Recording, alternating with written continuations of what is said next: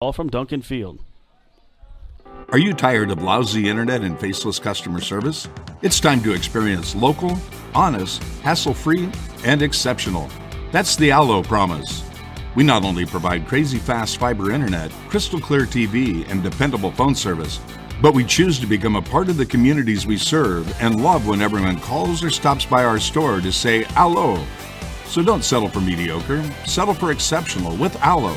Visit us at allofiber.com/local. 3rd and 25. Quarterback takes the snap. He rolls out to the right. After the game, come on into Sirloin World for our Saturday specials. It's more fun to watch Nebraska football in person. And for a chance at great seats, enter the Nebraska Lottery's Lucky for Life ticket snap. Through July 26th, buy a Lucky for Life ticket and enter the voucher number for a chance to win Nebraska football Skybox season tickets and more. And don't worry, Sirloin World will still be there when the game's over. Lucky for Life top prize odds 1 in 30 million.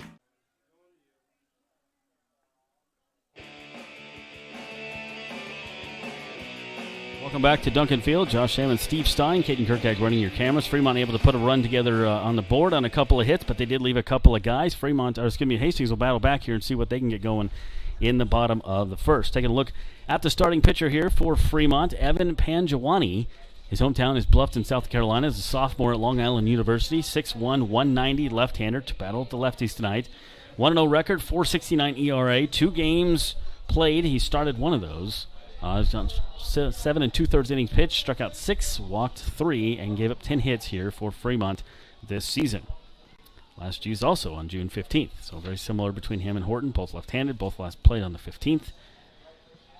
Fremont able to put one up on the board, but it was good that they got that fielder's choice, kept the runner off at third base. Could have had a lot more that inning. Will Horton got the pitch he needed, the fly ball to get out of it, so it'll be up to Kennedy, Zimmerman, and Harper coming up here for the Busters in the bottom of the first. You mentioned the batting average, 8th in the league right now or 8th in the division? Well, it's obviously the league, but... it's the Hastings Soundbusters, yeah, 8th in the league. So that's last right now in batting average. 8 out of 10, yep. Oh, I'm sorry, 8 out of 10, you're right. Yep. Mm-hmm. So, but they generate runs, so they find ways to do it. It may not be with averages. It may be, fielder's choices or sac flies or something, because they keep winning games and they're half game up. So they're finding ways to win. But yeah, they definitely like to get that batting average up there. Garrett Kennedy comes up. Kennedy leading things off. Left fielder made the last out of top of the first, batting .265. First pitch swinging, fouled first base side, and just slicing out of play by the entrance gate. And you'd like to say it's all Duncan Field based, but they went up to North Platte and struggled with only 6 hits in 14 innings. So, yeah, just can't. We saw during that last series against Badland Big Six, those first couple games, they couldn't get the clutch hit. Well, then they got the clutch hit, but now they're just not getting hits. They need to get some hits and turn them into runs. That one outside, it's 1-1. Kennedy, Zimmerman, Harper. Somebody should reach. And Trevor Matson batting cleanup tonight. 98 degrees at game time. 36-mile-an-hour winds. Heat advisory going on. It's been a warm day. And Steve, you've been outside in this. But if you tell me that you're going to hit only .268 but have an ERA that keeps you in games, I'd a lot rather see those kinds of contests like that 6-4 game that we saw here on Friday night. Swing and a miss, got him. Down goes Kennedy on strikeouts. That's the 7th strikeout of the season for the pitcher Panjawani, and that brings up Brett Zimmerman. Lefty on lefty battle here. 1 down for the Busters in the bottom of the first. So Panjawani got Kennedy to strike out after 1 and 2 pitch. That one fouled straight back. Busters being aggressive here, going right after him.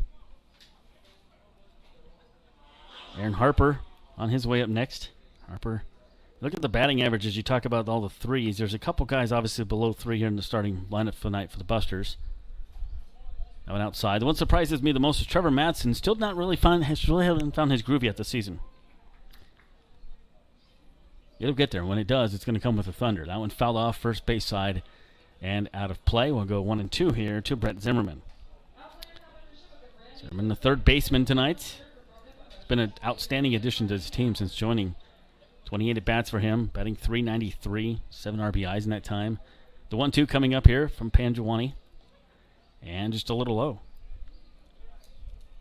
1 ball and 2 strikes. Excuse me, 2 balls, 2 strikes to Brett Zimmerman. Pangiwani's 2-2 offering. Right back up the middle. There he goes, Zimmerman. There goes the no-hitter for Pangiwani here in the first inning as Zimmerman rounds first. Busters have the first base runner of your Monday evening. As Zimmerman, they've moved him around a little bit in the lineup. He batted leadoff first game, the doubleheader against North Platte. Didn't play in game number 2. Did have one of the 3 hits in the first game in that 2-1 win. Brings up Aaron Harper.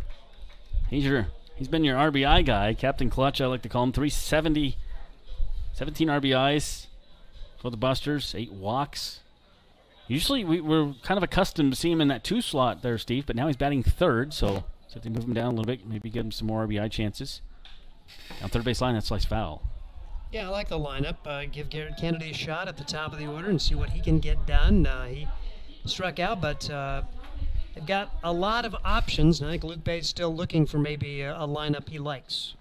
The ball's 1 strike. You can tell by the cameras the wind is a-blowing coming in from the first base side as the wind uniforms are flopping around there for the Fremont Moo. That pitch a little outside. It's 1-1. Good take there by Aaron Harper. 1 on, 1 outs. Down by 1 here, Sodbusters. Bottom 1. Plenty of time for them to put some runs up. This is a good guy to do that. Aaron Harper with runner on first base. Brett Zimmerman. And that pitch is low. 2-1. Pangiwani, Evan Pangiwani is the pitcher for the Fremont Moo. Big left-hander from Long Island University. He's a sophomore there. Originally from South Carolina. That one a high chopper, and it's going to be a foul ball. And lucky that was a foul ball. For Fremont, anyways. So Aaron Harper will do it again. 2 balls, 2 strikes. Horton started for the Busters. He's getting a little bit of a break, giving up the 1 run on 3 hits, but was able to get out of a little bit of a situation. Busters trying to battle back. Only 1 out here in the bottom of the first. Aaron Harper from Northern Illinois. He's from Hemet, California, which is not too far from San Diego. That one bounces away from first base on the pickoff attempt, so the overthrow, and runners will now be in scoring position as Zimmerman allowed to score. That was just not a very good throw from Pangiwani. Sodbusters will take it, get a runner in scoring position now with Zimmerman on the E1 and Harper, the leading RBI producer on the Sodbuster team, one of the top RBI guys in the league, up there with a chance to bring one home and get it tied. Yeah, it was kind of a tough RBI series for Harper. It was a tough series all around for him, but he only had 1 RBI in that entire time against Badland Big Sticks. A chance for him to redeem himself here. He did have 1 in North Platte over the weekend. Right back up the middle. That's the exact same hit that Zimmerman did. They're going to wave Brett Zimmerman around. He will score easily as that was a lazy ground ball to second base. We're all tied up at 1 apiece. And the error ends up costing Fremont a run. The Sodbusters are not done yet. That was a bad throwing error over there. Just one of those things where it's just like, hey, you got to make sure you get your throw if you're going to throw over to first. So Buster's able to take advantage of it, and that's the situations that you want to see. When they give you lemon, make lemonade out of it. So 1 run and 2 hits here for Hastings. We're all tied up at 1 apiece. Brings up Trevor Matson right now. Matson the DH tonight. We've seen him at first and third, and had a little bit of injury to an ankle, or to a calf this year. Trevor Matson, Riverside, California, goes to Gardner-Webb. Hitting .206, only 4 RBIs for him, 7 walks, 11 strikeouts, 3 stolen bases, and 34 bats. Harper on at third, runs pretty good. Pitches outside. It's 2 balls and no strikes. Aaron Harper only has 3 stolen bases on the season, but he will go occasionally. We're all tied up at 1 apiece, bottom of the first. Josh Salmon, Steve Stein with you here from Duncan Field, Fremont Moo and Hastings Sodbusters. And it's 1 ball, 2 strikes. 2 balls, 1 strike.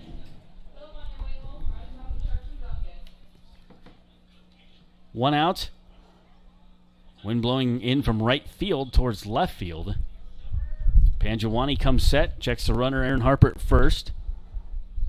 And pitch on the way. That one in the dirt. Nice job by the catcher, Nichols, to keep that. That goes to the wickets. You got a free 90.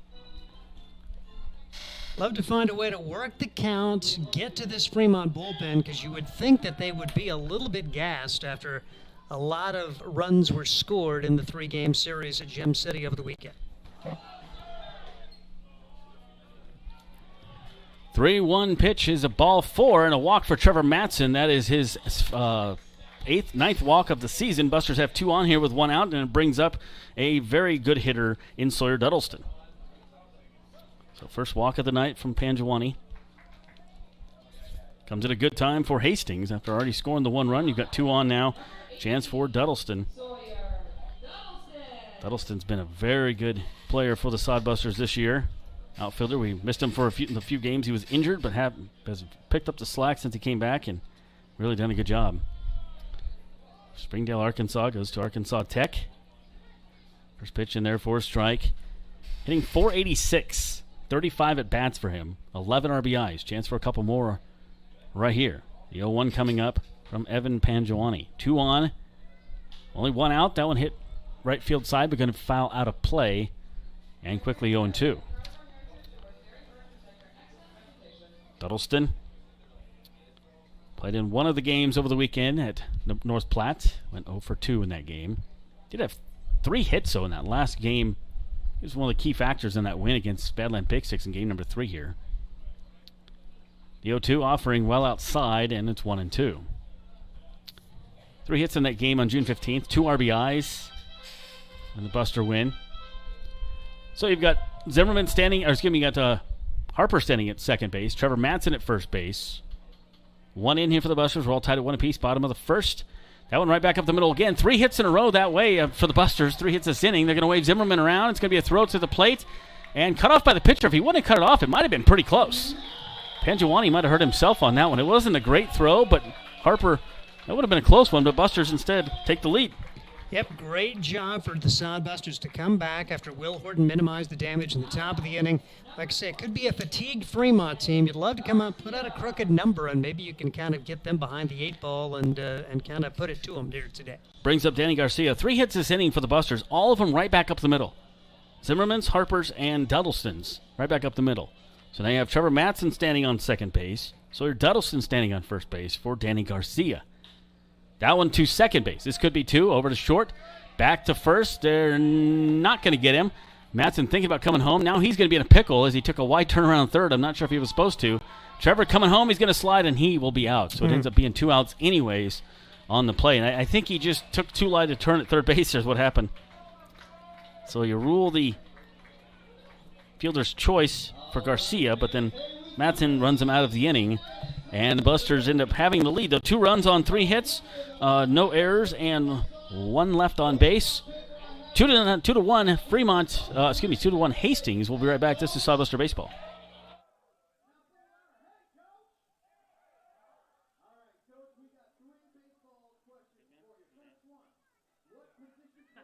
There's nothing like relaxing on a summer day.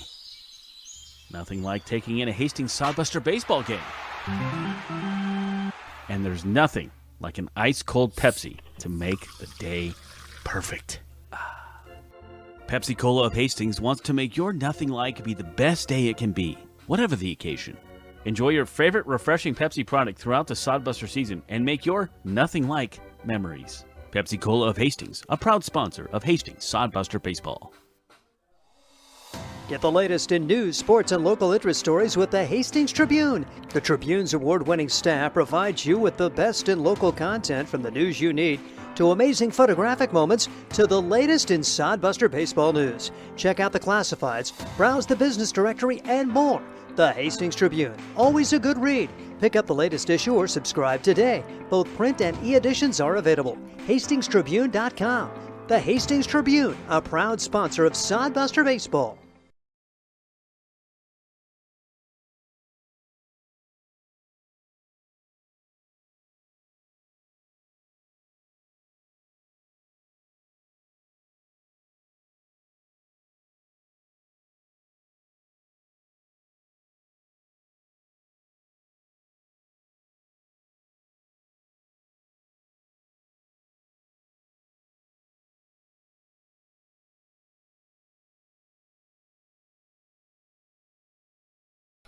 DH now, Zek Samoya.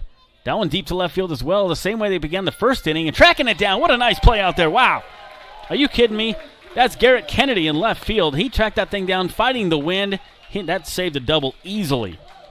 Yeah, when that came off the bat, I'm thinking, well, number one, these guys can really hit because that was into the teeth of the wind, and Kennedy made it look easy as he was flying toward the wall to get a large first out here in inning number 2. I mentioned at the start of the game, 20 home runs for Fremont, and it's going to be hard to get one out today with the wind blowing to left field. So if you can get up in that jet stream, we saw something similar to that for Stansky back in the first. This brings up Tyler Harrington, the third baseman.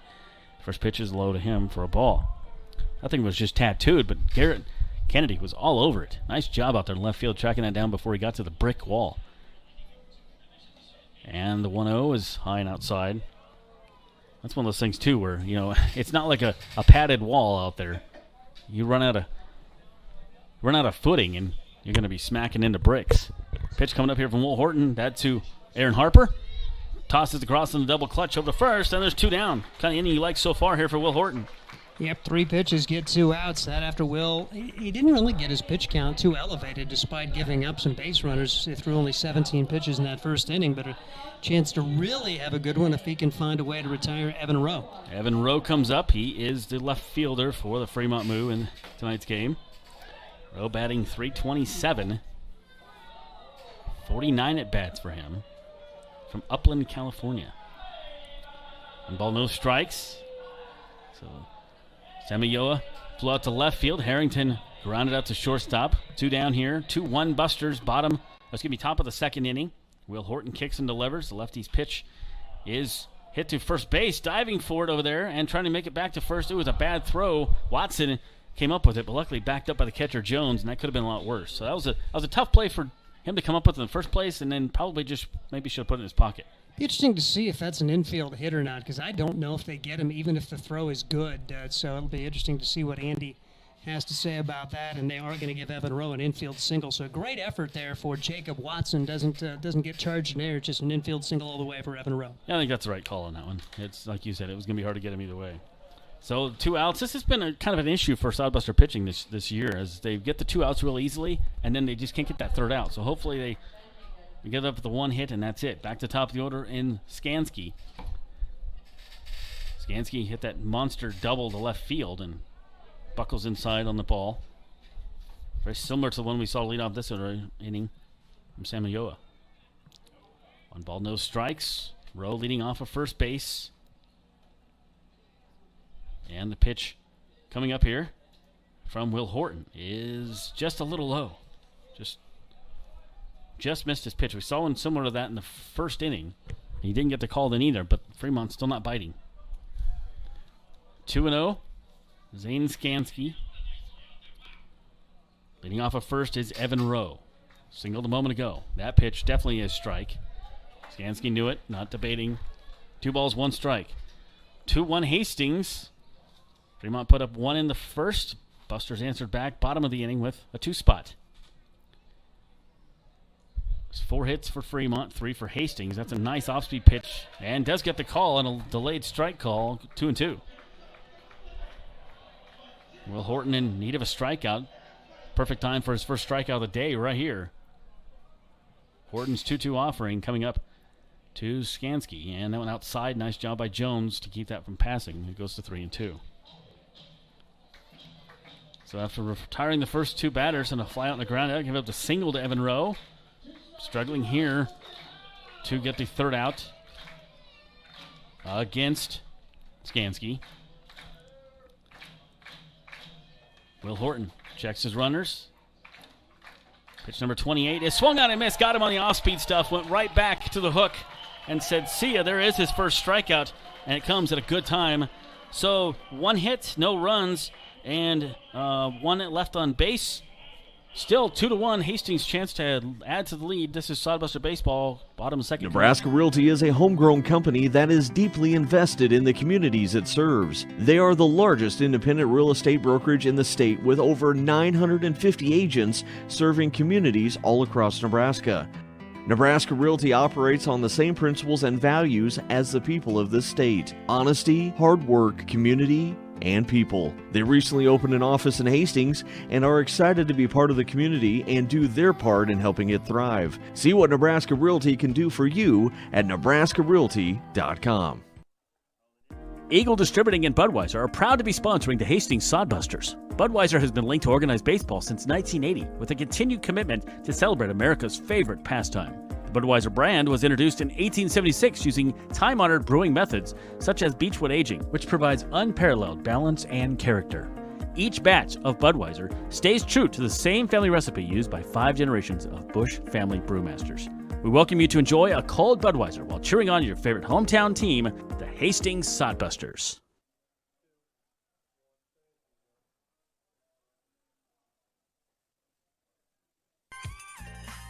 Welcome back. We have a scoring change here as the hit that we ruled a hit to Evan Rowe is now going to be ruled as an error. So no hits given up that inning, still just a 3 in the first inning, and still only 3 hits for the Fremont Moo. Here up in the bottom of the second for the Busters, 7-8-9, Watson, Jones, and Burrows.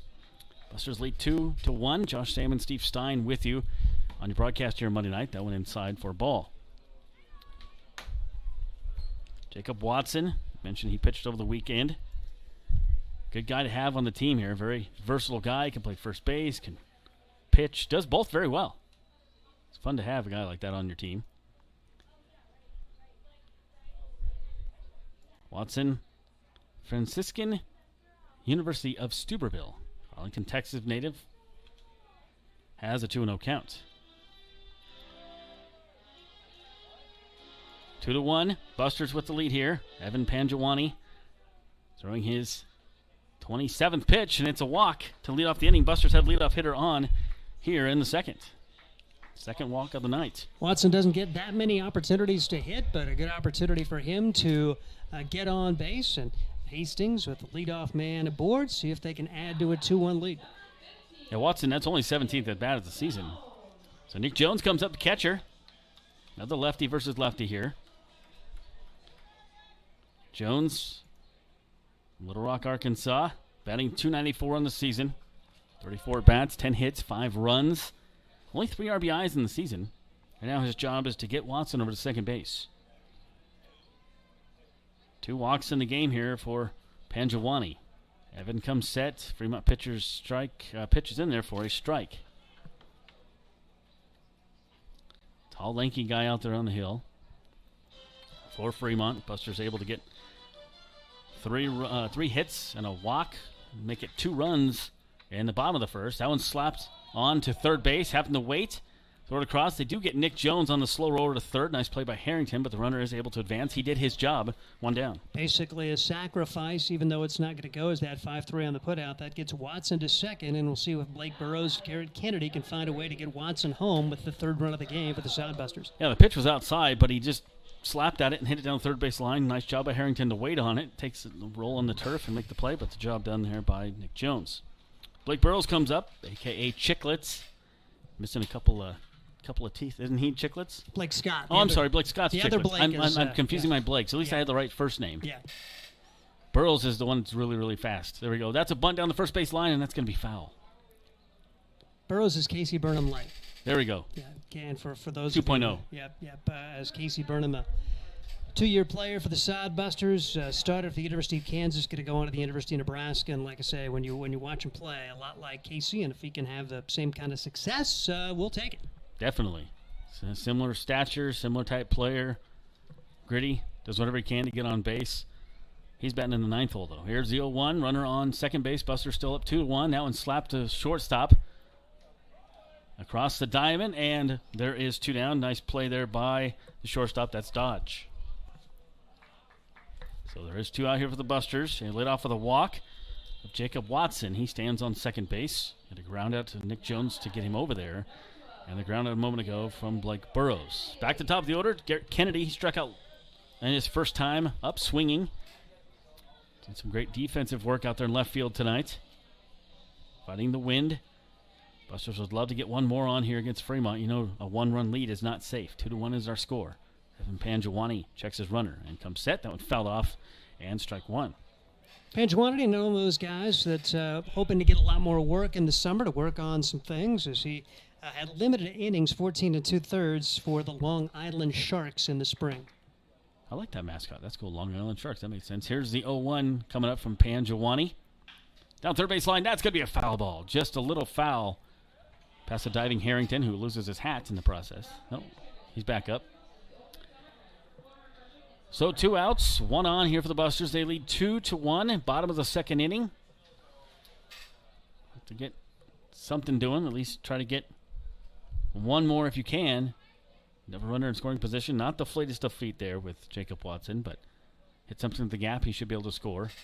Pitch on the way. That one outside and high. Taking all the way was Kennedy, and it's 1 ball and 2 strikes. And right now they're not paying a whole lot of attention to Watson, so he can get a good secondary lead. You would think any hit to the outfield, base hit to the outfield, Watson would have a pretty decent chance with 2 outs. 1-2, fouled off. That's the 37th pitch of the game for Pangiwani.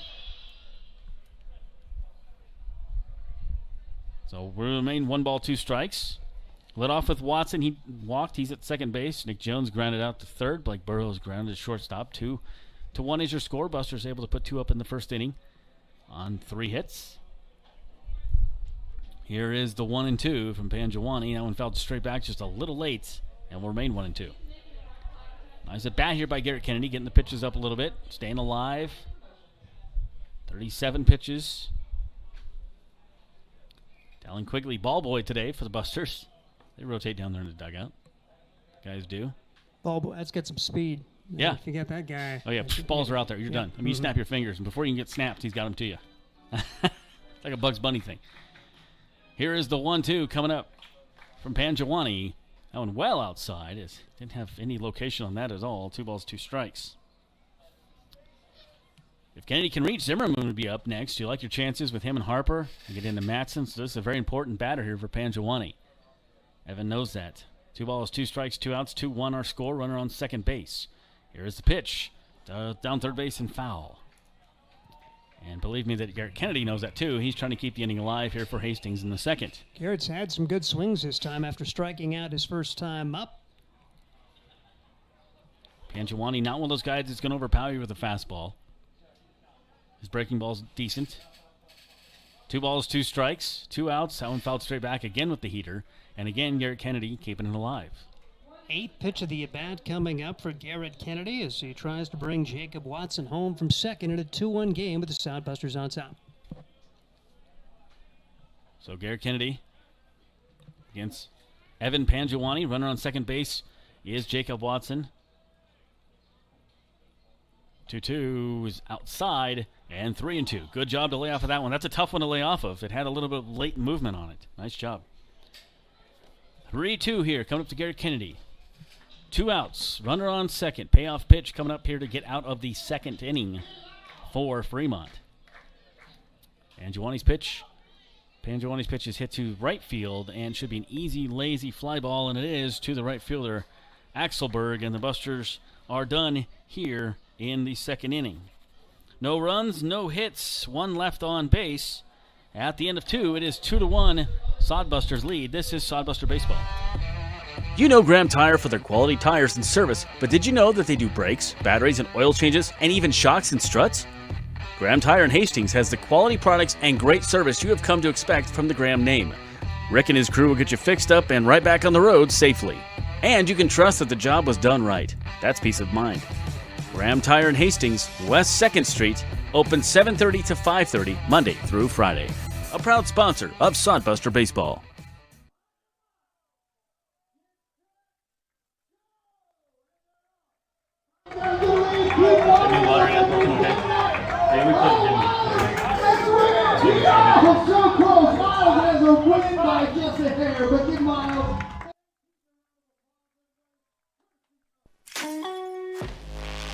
Welcome back to Duncan Field. Josh Salmon, Steve Stein with you as Busters lead 2-1 here in the top of the third. And Steve will have you for this inning. Thank you very much. Thank you very much, Josh. As Will Horton comes out for inning number 3. He's thrown 28 pitches, allowing 1 run on 3 hits. He has struck out 1 and hasn't walked anybody as he had some early offense go against him. A double, a couple of singles back in that first, but got a couple of fly ball outs after fielder's choice grounder to minimize the damage. Sodbusters came back with 2 runs in the bottom half of inning number 1, and now we head to the third with 2, 3, and 4 coming up for the Fremont Moo, entering today's play 11-8, which is good for 4th in the very competitive Nebraska Land Division. The Sodbusters 11-7, Western Nebraska 13-9, North Platte 13-10, so it is very tight. A game basically separating the top 4 teams of the Nebraska Prospects, right behind it, 6-8.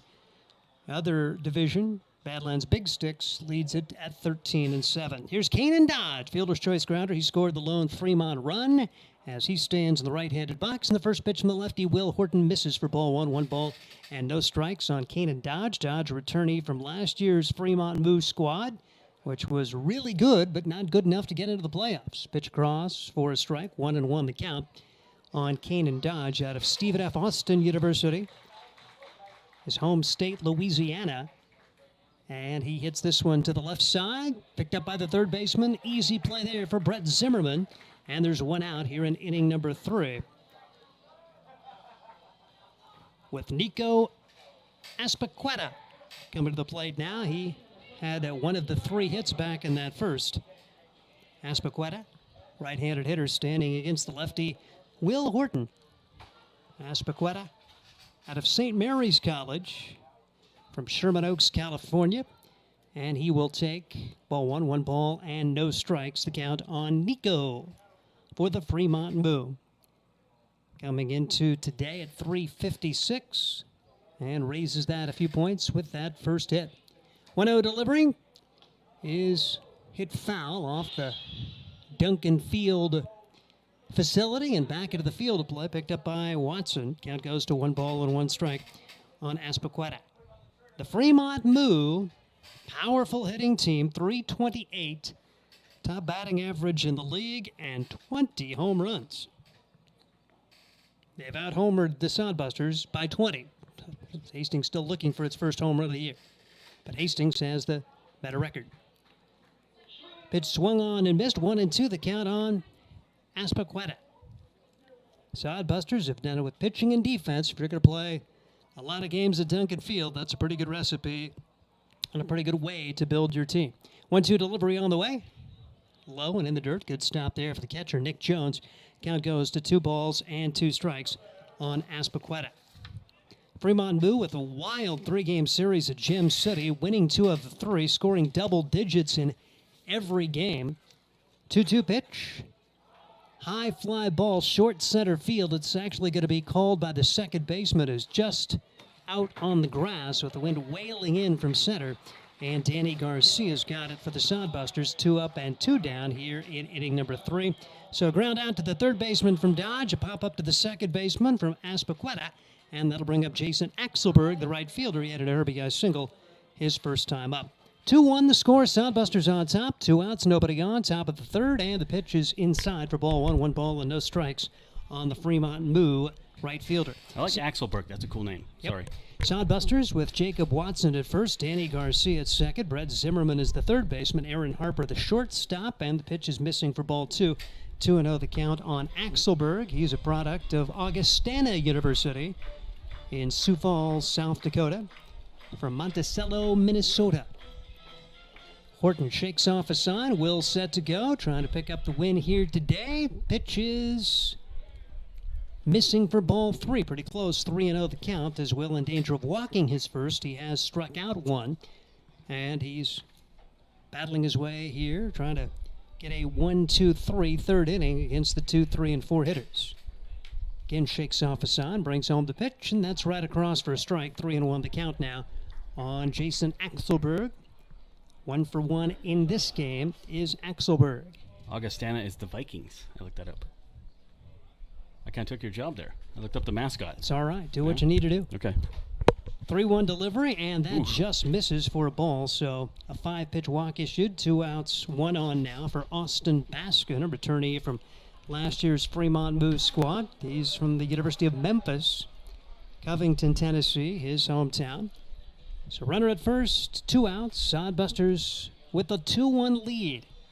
Garrett Kennedy out in left. Made a really good play early in this contest. Blake Burrows starting center fielder. And in right, it's Sawyer Duddleston.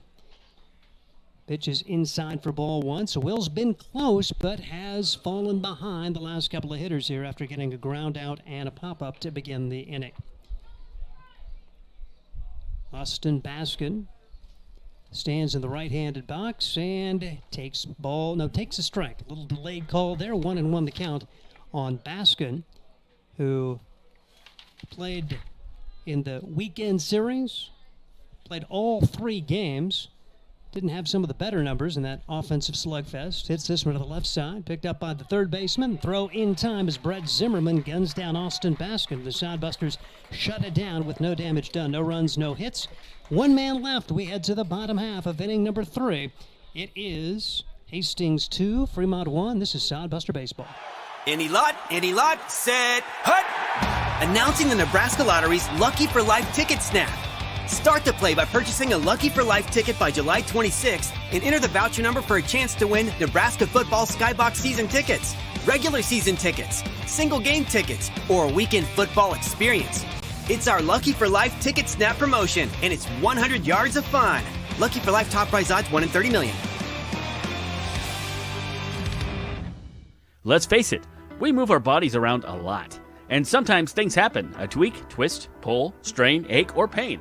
At Fisk Chiropractic and Sports Care, their goal is to restore your mobility, keep you moving, and ensure your rehabilitation is effective, efficient, and stress-free.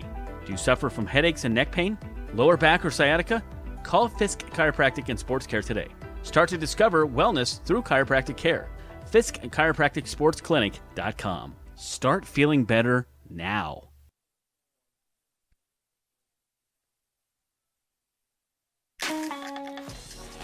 We bring you Sodbuster Baseball as Hastings has a 2-1 lead. We head to the bottom half of the 3rd inning. It'll be Zimmerman, Harper, and Matson against Pangiwani. Evan Pangiwani, through the first couple of innings, has been able to keep the Sodbusters close anyway. Hastings putting up a couple of runs in that first on 3 hits and had a leadoff walk in the second, but Pangiwani able to get the next 3.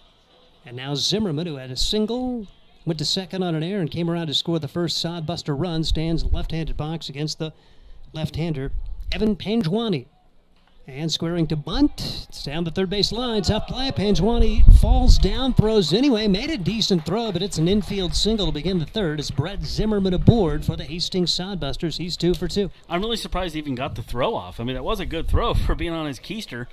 That was a great play there to bunt because the third baseman was way back there, Harrington. Nice job to lead off the inning to get on here for Brett Zimmerman. And when you're a team which is hitting .265, you find little ways to manufacture runs, and that's a good start to this 3rd as Aaron Harper tries to keep it going. Harper with an RBI single and a run scored his first time off for the Hastings Sodbusters, decked out in their yellow jerseys today. The green numbers, green stockings, white pants. 2-1 the score. Sodbusters on top. Bottom half of inning number 3 is the lefty Pangiwani.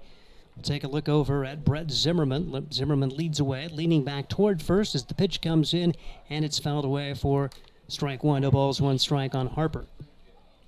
Aaron Harper, 1 for 4 in the first game of the doubleheader at North Platte on Friday. He did knock in one of the 2 runs in that game, and then Harper went 1 for 3 in the second game. So he had 2 of the 6 hits in the doubleheader for the Sodbusters, as they did not have much offense, but still earned a split at North Platte. Able to get in a couple of games when they were going to have all weekend off. Bouncing ball left side. That is a fair ball. Third baseman's got it. Long throw and safe. Harper runs well. He's tall, but he runs well. Bang, bang play. Tyler Harrington, I thought, did a great job of getting the throw off. I thought there was no chance when Harper left the batter's box, and it was a lot closer than I thought it was going to be. So back-to-back infield singles for the Sodbusters. And now Trevor Matson, who walked his first time up, will step to the plate, and we'll see what he's asked to do here as he looks down to the third base coach for the Hastings Sodbusters, as the assistant coach is Chris Ceballos down in that third base box. Jake Bigham at first. First baseman is in on the grass. Third baseman is still back at this point. The count 1 ball and no strikes on Trevor Matson, who walked and then rounding third on a grounder later in the inning, was erased on a double play and a pickle between third and home. Here's the pitch. Right across for strike one. 1 ball, 1 strike. So big moment here for Trevor Matson for the Hastings Sodbusters. Matson, 206 coming into today. Has scuffled a bit in the spring at Gardner Webb. See if he can find a way to get a hot streak here as the summer goes on. 1-1 pitch.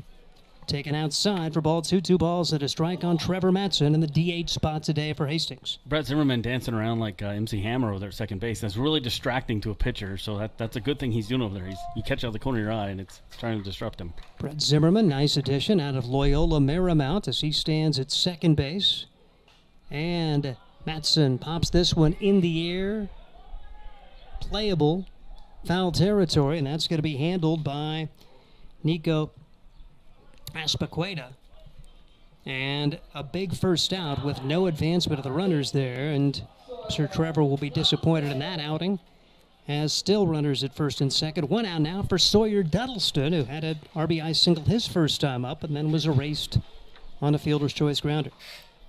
Duddleston has been hot throughout the year, and so a good guy to have up in this spot. RBI chance. Oddbusters lead at 2-1, looking for more. Pitch taken high for ball 1. 1 ball and no strikes to Sawyer Duddleston. Duddleston out of Arkansas Tech, the Wonder Boy, hit 239 in the spring, but he has been red hot here in the summer season for Sodbusters. 486 coming into today and raises that a couple of points. Hits it hard but foul. 1 ball and 1 strike on Duddleston. Duddleston rolled his ankle on the 31st, missed time until June 8th, and Busters were happy to welcome him back and kind of nursed that ankle back and has been on fire and been playing really well since. Duddleston did go 0 for 2 in the first game of the doubleheader on Friday. Didn't play in the second game. Sodbusters with plenty of outfield options. Pitch taken just a little bit high. 2-1. Panjwani trying to work his way through a tough situation here in the third. Sodbusters have it hit out of the infield, but they got runners at first and second and 1 out. When wailing in from center field at some 35 miles an hour. 2-1 delivery on the way. Misses for ball 3. 3-1 now on Duddleston with Danny Garcia waiting on deck. Scansey, the center fielder for the Fremont Moo. Out in left, it's Evan Rowe and Jason Axelberg in right field for the Fremont Moo in their purple jerseys with the orange numbers. 3-1 delivery. Hit hard into left field for a base hit. Sodbusters are going to have to go station to station. Now it bounces away from the left fielder. Here comes the throw home. It's not in time. It's all the way up the first base line.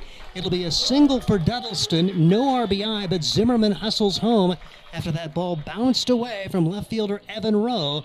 And the Sodbusters take a 3-1 lead and still first and second and 1 out.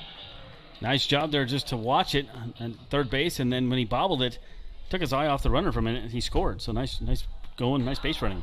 Second error of the game for the Fremont Moo. Hastings has committed 1. Sodbusters have out-hit the Moo 6-3. They lead the game 3-1 and looking for a big inning here with Danny Garcia coming to the plate. Hit into a fielder's choice grounder, which eventually would end the inning. Double play as they ended up getting a pickle play against Matson, which turned into a 4-6-2-5-1 double play. No balls, 1 strike, and the pitch is popped up, foul territory, and over near the fence. Unable to get there this time is Aspaqueta, and it goes to no balls and 2 strikes on Danny Garcia. 0 for 1 in this game. Good to have him a member of the Hastings Sodbusters out of San Jose State. Spartans went 30-29 in the spring, 16-14 in the Mountain West. He's from Oakland, and he did pitch in 1 game in the spring for San Jose State. So see if we get a chance to see him on the hill.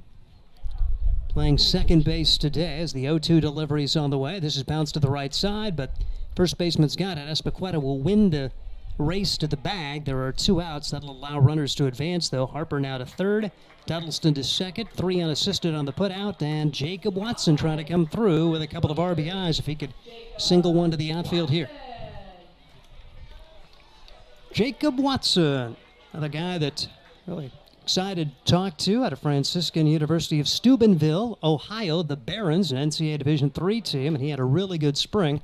Second team all-conference with a solid outing on the mound and played in the field as well as he fouls the first pitch away. No balls, 1 strike. An experimental psychology major, which he says is basically going to be sports psychology before it's all said and done. No balls and 1 strike now after the foul ball off the bat of Jacob Watson. He walked his first time up. 3-1 the score. Sodbusters look for more here in the bottom of the third. Panjwani brings the pitch outside for ball 1. 1 ball and 1 strike. Evan Panjwani gave up infield singles to Zimmerman and Harper. Zimmerman came in on the outfield error after Duddleston singled to move the runners up. 1-1 delivery. Right across for strike. And Watson going to have to battle here at 1 and 2. Bottom half the third. Sodbusters have scored 1 to extend their lead to 3-1. They've doubled up the hits on the Moo at 6-3. A light schedule here on a Monday. North Platte at Badlands, the only other game going on. 1-2 delivery, and this one lofted into left field for a base hit. 1 run will score, second will be held up. Watson just taking it where the ball was pitched. Great job for Watson. He's been on base twice as an RBI single. And the Sodbusters get Harper home. Duddleston ends up at third, and they continue the inning with Nick Jones trying to come through with a 2-out hit. I didn't realize that they switched the outfielders, so Skansky came out of the game. So now Rowe is in center, Axelberg's in left, and you have Higdon in right. So thank you, Andy Chase, for updating that on the score. So was he the guy that slid in the third to hurt himself? Oh, yeah. Skansky? Okay, so I bet he's out of the game for that. Yep. So it's Okay. Axelberg, Rowe, and Higdon, left to right. All right. That's what I was doing over here for exhaustive research. Good. A little bit helps. Yeah, we didn't have the sports information guy yelling at that in the ear, so good catch on that as Nick Jones takes strike 1, no balls, and 1 strike. So Higdon into the batting order for Skansky at the top of the order as the pitch is fouled away. 2 strikes the count on Nick Jones. But you say they did rotate outfielders. Yep, so Axelberg's in left, Rowe's in center, and now Higdon's in right. Okay.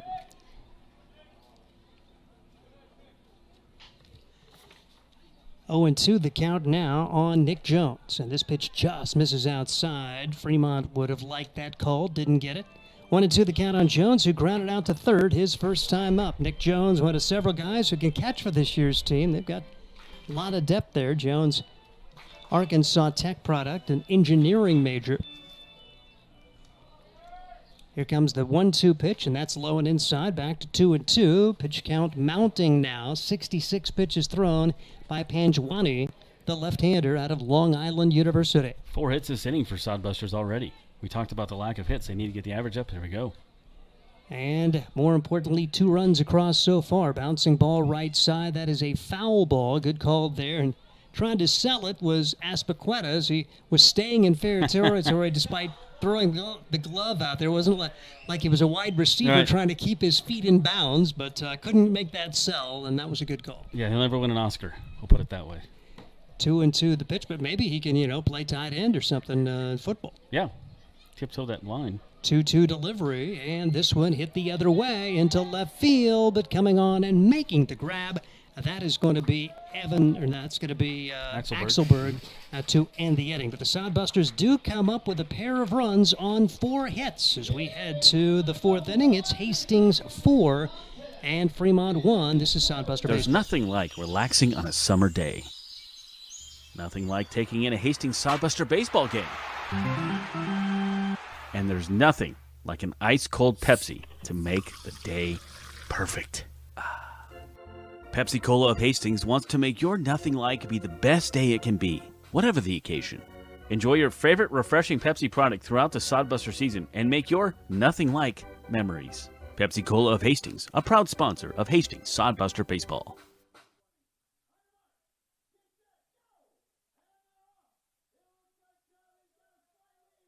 Nebraska Realty is a homegrown company that is deeply invested in the communities it serves. They are the largest independent real estate brokerage in the state with over 950 agents serving communities all across Nebraska. Nebraska Realty operates on the same principles and values as the people of this state: honesty, hard work, community, and people. They recently opened an office in Hastings and are excited to be part of the community and do their part in helping it thrive. See what Nebraska Realty can do for you at nebraskarealty.com.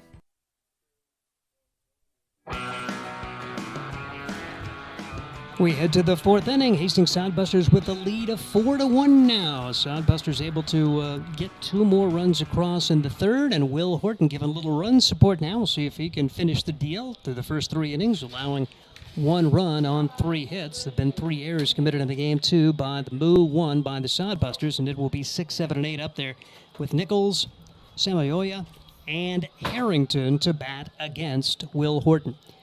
The lefty for Hastings tops the hill, and Nichols steps to the plate. He flew out to left his first time up. First pitch is just missing for ball 1. 1 ball and no strikes on Trey Nichols.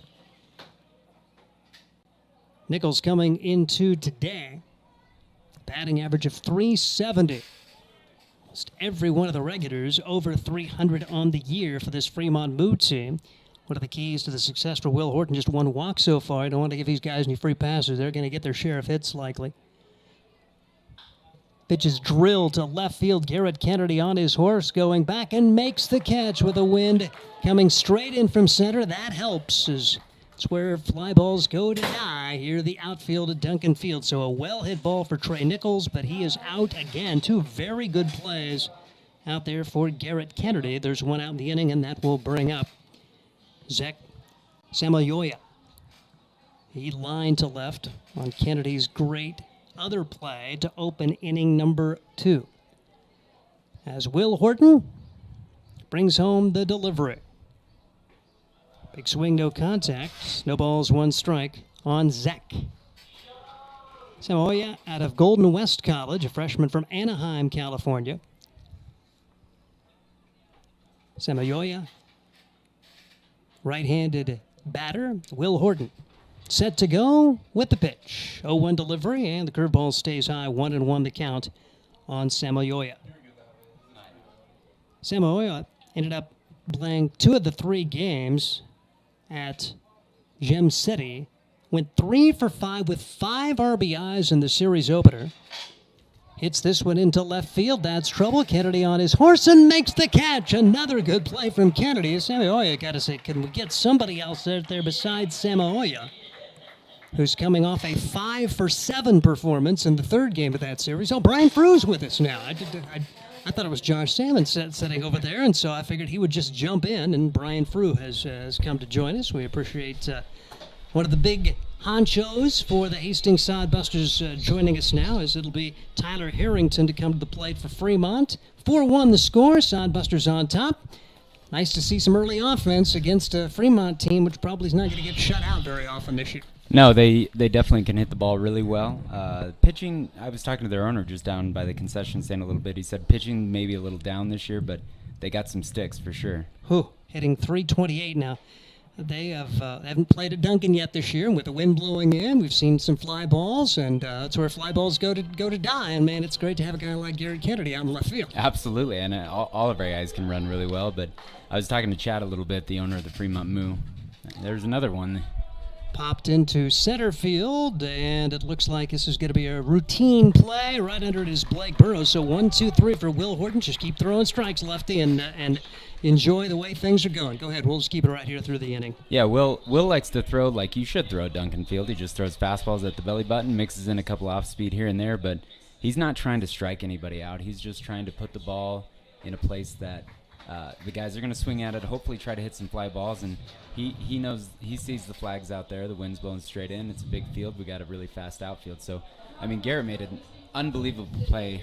I always get the, are you afraid of guys running into the brick wall without a warning track? I was like, I've never seen it happen. But Garrett almost did it. I mean, he was a step and a half away from running into the wall after that catch. So that guy can run.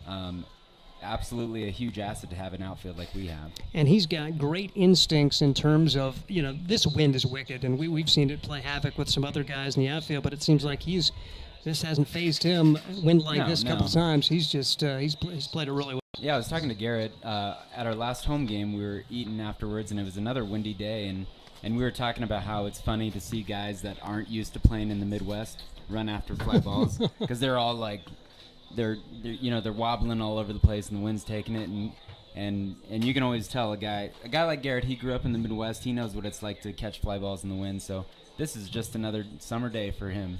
We head to the bottom of the fourth. Sodbusters going to have their 9, 1, and 2 hitters up there. And it was a really offensively challenged team when we went to North Platte on Friday for a doubleheader, 6 hits total. So already 7 hits in the first 3 innings here today against Fremont. That's a good sign. And a couple of big 2-out hits. Yeah, and I mean, you're going to see that in baseball. Sometimes you hit them right at them, and sometimes you don't. And you know, I feel like every at-bat that I've seen so far, we're hitting the ball pretty well. And obviously, the harder you hit the ball, the more likely it is to fall.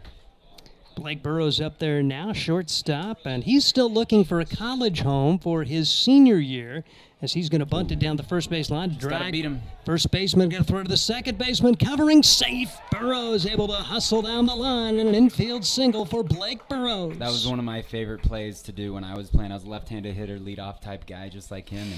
And my thought was, the pitcher's falling off to the third base side when he's left-handed. And so if I can just get the first baseman to field one, all I have to do is beat the pitcher to first base, which, as you can see, is no problem.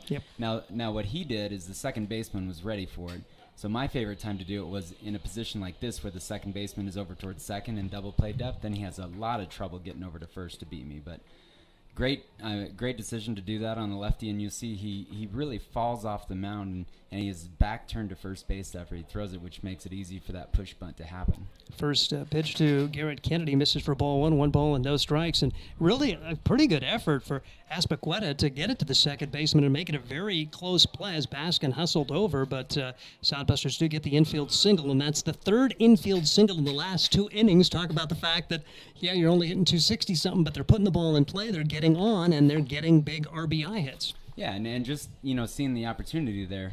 Now pick off to first. Here goes Burrows to second. He's going to get in there. Low throw as Panjwani has struggled with his throws to first. It'll be a stolen base for Blake Burrows as the throw was low. They had him picked off, but the stolen base successful there for Burrows after that throw was low over to Aspequetta. Yeah, that's a tough play anyway for a first baseman, and what he needs to do is get off the bag, give himself a good angle to throw down to second base, but he was moving right on as he moved his leg.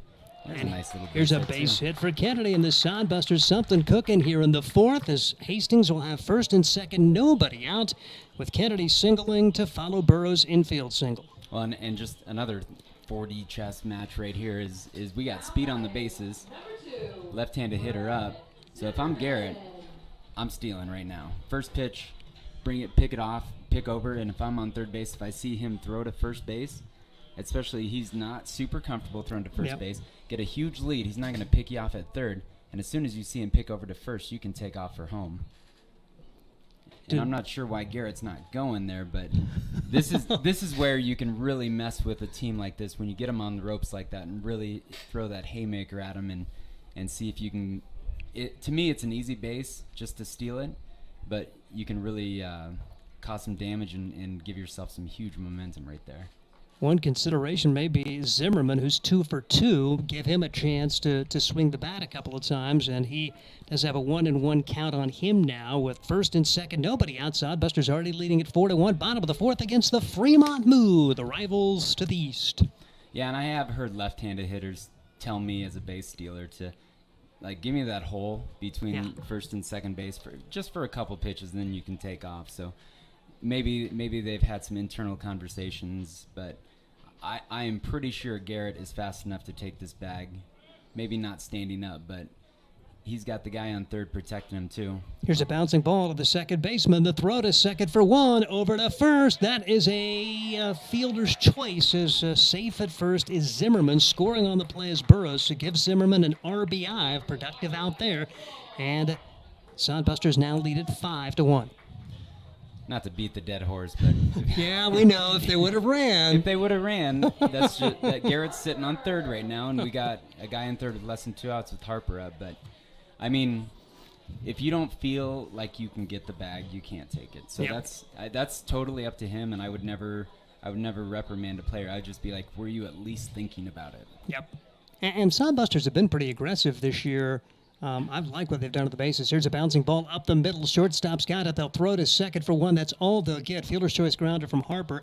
Well played on the hop from Kanan Dodge to get it to Austin Baskin. 2 outs in the inning, and Trevor Matson will try to keep it going.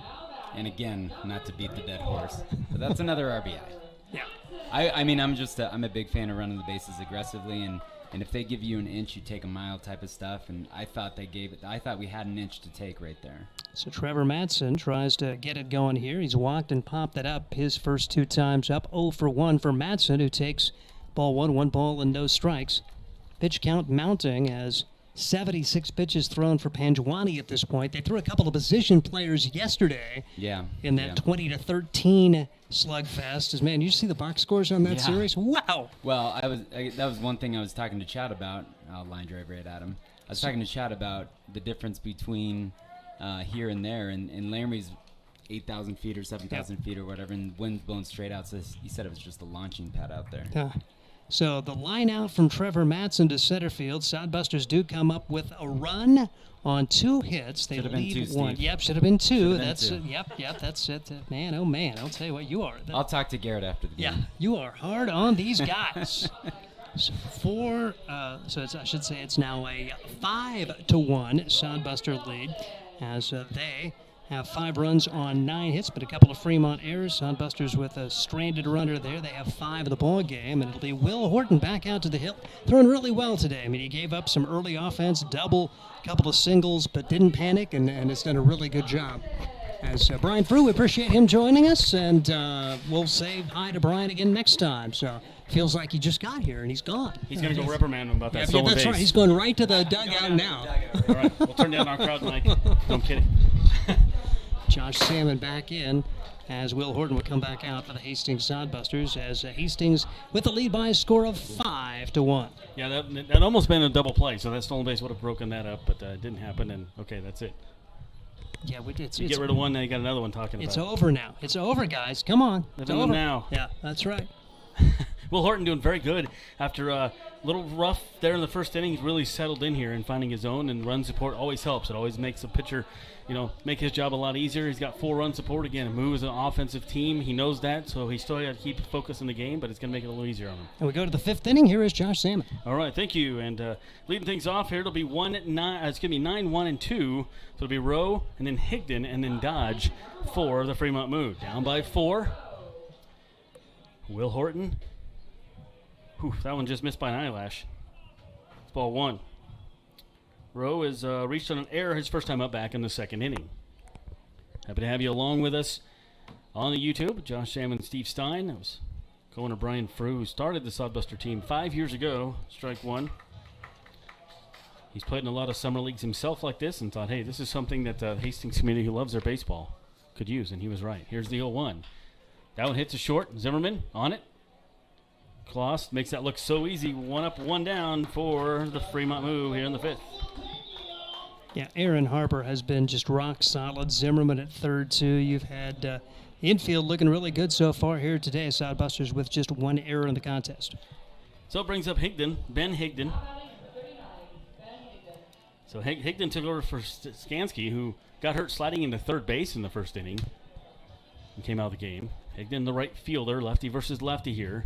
That one fouled back. Higdon for the Moo is, get you some numbers here on him in a second, batting 182.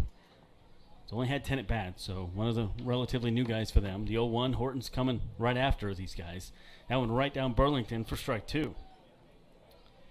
Higdon's first at bat of the night. Fremont scored 1 in the first and hasn't done any scoring since then. Here is the 0-2 from Will Horton, who's really found a zone. And that one, just misses inside, maybe a little high.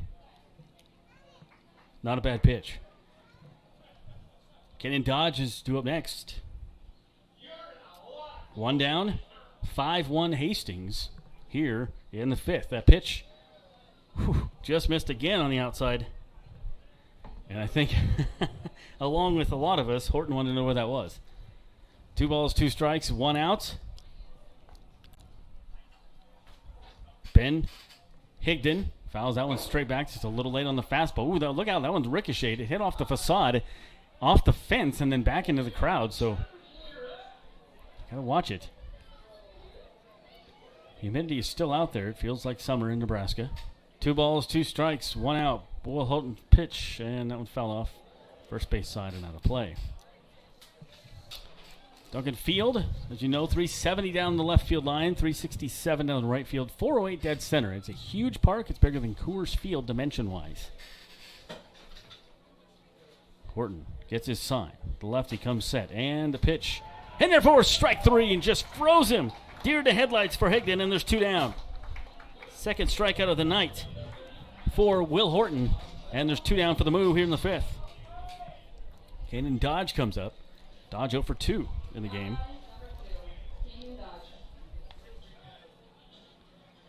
And Dodge currently batting .338. Will Horton gave up 3 runs in the first inning and then hasn't given up a hit since. He's walked one guy. Really settled in here. Luke Bay, I'm sure, is very happy with this outing from Will Horton. That one hit in left field. Again, a 2-out hit for the Fremont Moo, as they did that back in the... Well, they had a walk in the third inning with 2 outs. No harm, no foul. Had to say it, didn't you? Had to say it. Haven't had a hit since I jinxed first. it, didn't I? Had to say it. It's my fault. Could have been back-to-back 1, 2, 3 innings. Frew's going to be all over you now. That's... He still hasn't come out of the dugout yet. No, I'm just kidding. Nico Aspaqueta comes up, the first baseman. It's a fun name to say. I had to practice a few times before we went on the air. I'm going to be honest with you. I'm still not comfortable with it. Aspaqueta. Okay, that's better now. Luckily, their announcer was very helpful. That one hit into right field. Playing very shallow, and Duddleston bobbles it, but gets it back in. So nothing doing there except for the single. It could have been a lot worse, but Duddleston was extremely shallow and finding a hole again. Aspaqueta for his second hit of the day. And so with a 2-out rally here, as I just talked about how good Will Horton was doing, he gives up 2 singles with 2 outs. And now large at bat coming here. Sodbusters just added to their lead. We're hoping for more, but they've scored runs each of the last 2 innings to lead by 4. If you could find a way to put a 0 on the board, you keep the momentum on your side. If Fremont scores here, they feel like they are right back in it. Jason Axelberg moved over to left field. He is up right now. That one down third base line and foul. Axelberg has had an RBI single back in the first, walked in the third. This guy's a tough out. .579 batting average. He's batting cleanup right now. He's had 18 at-bats, but he does have 7 RBIs in that time. So Will Horton went right through Rowe and Higdon, give up singles to Dodge and Aspaqueta. They're on second and first, respectively. Here is the 0-1. Buster's up 5-1. Floats the curveball in there, and it doesn't hit. Horton not happy with the strike zone this inning. 1 ball, 1 strike to Jason Axelberg. Monday Night Baseball, Buster's off tomorrow, and then finish up this series Tuesday, Wednesday before Nebraska prospects come to town. So 5 more chances for you this week to see Hastings. That one popped up, should end the inning. First base side, giving it chase over there is Watson, and very nice catch. It slants down over there for those who don't know it. That's where the drainage is here for the turf field, and so it really slants down. That's a tough first base to play. An outstanding play there for Jacob Watson to get out of the inning, and a nice pitch by Will Horton. So 2 hits, no runs, 2 left on base, no errors. And at the end of 4.5, it is still 5-1 Hastings. This is Sodbuster Baseball from Duncan Field. Imagine visiting a place with historic housing districts, beautiful parks, and strolling through downtown shops. No, it isn't a fairy tale. It's Hastings, Nebraska. Hastings is the birthplace of Kool-Aid. You can see the Kool-Aid exhibit at the Hastings Museum, along with many other amazing attractions and a planetarium. And visit the one and only Nebraska Bigfoot Crossroads of America Museum and Research Center. It all starts with the Adams County Visitors Bureau. Start exploring at visithastings.nebraska.com. Experience Hastings with the Adams County Visitors Bureau. You know Graham Tire for their quality tires and service, but did you know that they do brakes, batteries, and oil changes, and even shocks and struts? Graham Tire in Hastings has the quality products and great service you have come to expect from the Graham name. Rick and his crew will get you fixed up and right back on the road safely. And you can trust that the job was done right. That's peace of mind. Graham Tire in Hastings, West 2nd Street, open 7:30 to 5:30, Monday through Friday. A proud sponsor of Sodbuster Baseball.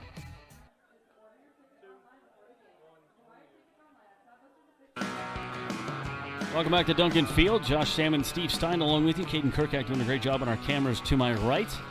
Busters have a good lead here, 5-1. Look to maybe add to that here in the 5th inning as Will Horton got in a little bit of a situation with 2 hits, but got out of it there in the top of the inning. Coming up here for the Busters, it's going to be Duddleston, Garcia, and Watson.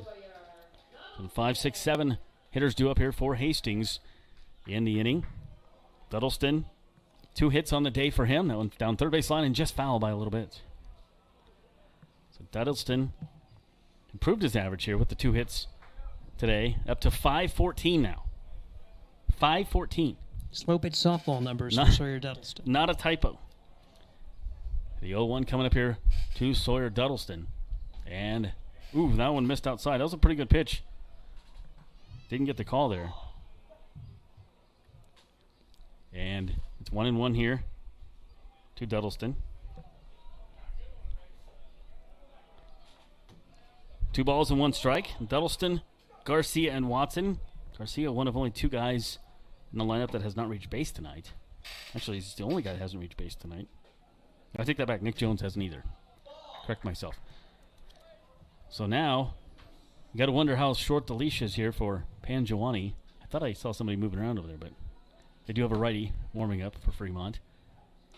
And a very delayed strike call and perhaps a little gift there as that one looked outside, 3-2. So Pangiwani in his 5th inning of work here. He is credited with the runs on the board. There's 5 runs for the Busters, all of those earned. That one fouled off first base side and slicing out of play. Look out by the concession stand. It's busy over there. 3 balls and 2 strikes. 82 pitches so far, and like I say, with Fremont a little bit depleted after a long weekend, it'd be interesting to see they may allow him to go a little longer than normally would. Off day tomorrow, but Fremont right back here for 2 more. 3-2. That one hit into third base. No, then the left field, by Duddleston, right past the third baseman, that 5-5 hole, and the leadoff hitter's on here for the Busters. That is the 3rd time in 5 innings that they've had the leadoff guy on. And Sawyer Duddleston, 3 for 3 for the Sod Busters, bringing up Danny Garcia. 3 hits for him, and that that batting average that was in the 5s will increase again to 526. It's crazy. Danny Garcia, his batting average is .083, but he hasn't been with the team very long. 10 at-bats for him, just 1 hit, so that's a good time for him to get hit number 2 here. Highly touted by General Manager Scott Galusha. He's talked about this guy for a while. Garcia can pitch a little bit. They talked about maybe using him in some later innings as the season goes along. Pitch on the way. That one inside-out swing. It is going to fly out to center field, and it just falls in front of the center fielder, Rowe. Rowe misses it. Duddleston going first to third. Trying for second is going to be safe. Garcia safe at second. He must have got underneath the tag. The throw was on time. Rowe just didn't see that thing. He took his eye off the ball or something. He didn't start the game in center field, so I'm not sure how comfortable he is out there. The Busters on here with 2 on and no outs. It'll be a single and an error, and the Sodbusters have 2nd and 3rd now with Jacob Watson trying to bring in another run here for the Hastings Sodbusters. He had a huge 2-out single to complete a 2-run third for the Sodbusters. The center fielder, Rowe, was kind of like, do I stay, do I go? He decided to let it fall in front of him, and then he took his eye off the ball, watched the runner, and it went right past him. Good base running by the Busters to get to 2nd and 3rd. Watson over to 2nd, and will get the run in on the ground out, and now there's 1 down. He's going to get a lot of high fives in the dugout as gets the pat on the helmet from the first base coach, Jake Bigham. That's just fundamental baseball. Ground ball right at the second baseman. Well played there for Austin Baskin, but Jacob Watson takes what's given to him and gets an RBI. All right, Nick Jones, he's another guy who hasn't been on base tonight. Time for him to do something here. Busters cruising. There is action in the bullpen for the Moo. And moving up in the pitch count is Pangiwani. So, runner on 3rd. 1 more in for the Busters this inning. 1 run on 2 hits. And you'd take another one just like that from Nick Jones. Ground ball at the second baseman or shortstop's going to get another run home from 3rd. Yeah, he's not worried about his average right now. He just wants to get that guy in. And that's team effort there. Over to short. Bobble it for 2nd and back up to 1st. Jones doesn't run well, but he does get the run in. A little hot problem there for Dodge at shortstop, but there's 2 down and 2 runs in here for the Busters. Perfect 7-1. baseball there for the Hastings Sod Busters. Really nice recovery there for the shortstop, Keenan Dodge, who stumbled a little bit as he got to it. They were playing the middle infielders back, and the Sod Busters now with 2 more runs on the board on the 2 infield ground outs from the 7 and 8 hitters. So it brings up Blake Burrows. Burrows is 1 of 2, grounded out and hit a single in the 4th, also stole a base. Pitch on the way. Fremont, you mentioned the arms are tired, so they're trying to get him through the inning here. But Panjawani is getting rocked right now. And you would think that the team is tired. I mean, that's a long old trip from Wyoming. No off day for them as they had to make the trip to Hastings. Burrows flies out to center field. Who's going to get this confusion? They run into each other. Nobody gets it. Rowe and Axelberg. Axelberg was creeping towards center field. Rowe was moving over. Nobody was talking to anybody. Nobody saw the other guy.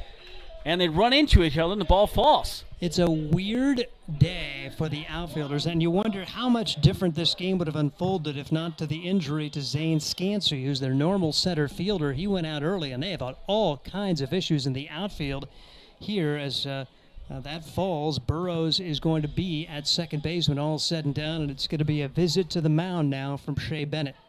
And we last year we used to clock him to see how long it took. We didn't get the clock going this time. That's going to be it. So he's going to make a pitching change here. So for Fremont, we'll take a quick break and come back and get you the new pitcher. The lefty is done for the evening, leaving the game 7-1. Busters still have only 2 outs. A chance to do some more damage here in the 5th. This is Sodbuster Baseball. There's nothing like relaxing on a summer day. Nothing like taking in a Hastings Sodbuster baseball game. And there's nothing like an ice-cold Pepsi to make the day perfect. Pepsi Cola of Hastings wants to make your nothing like be the best day it can be, whatever the occasion.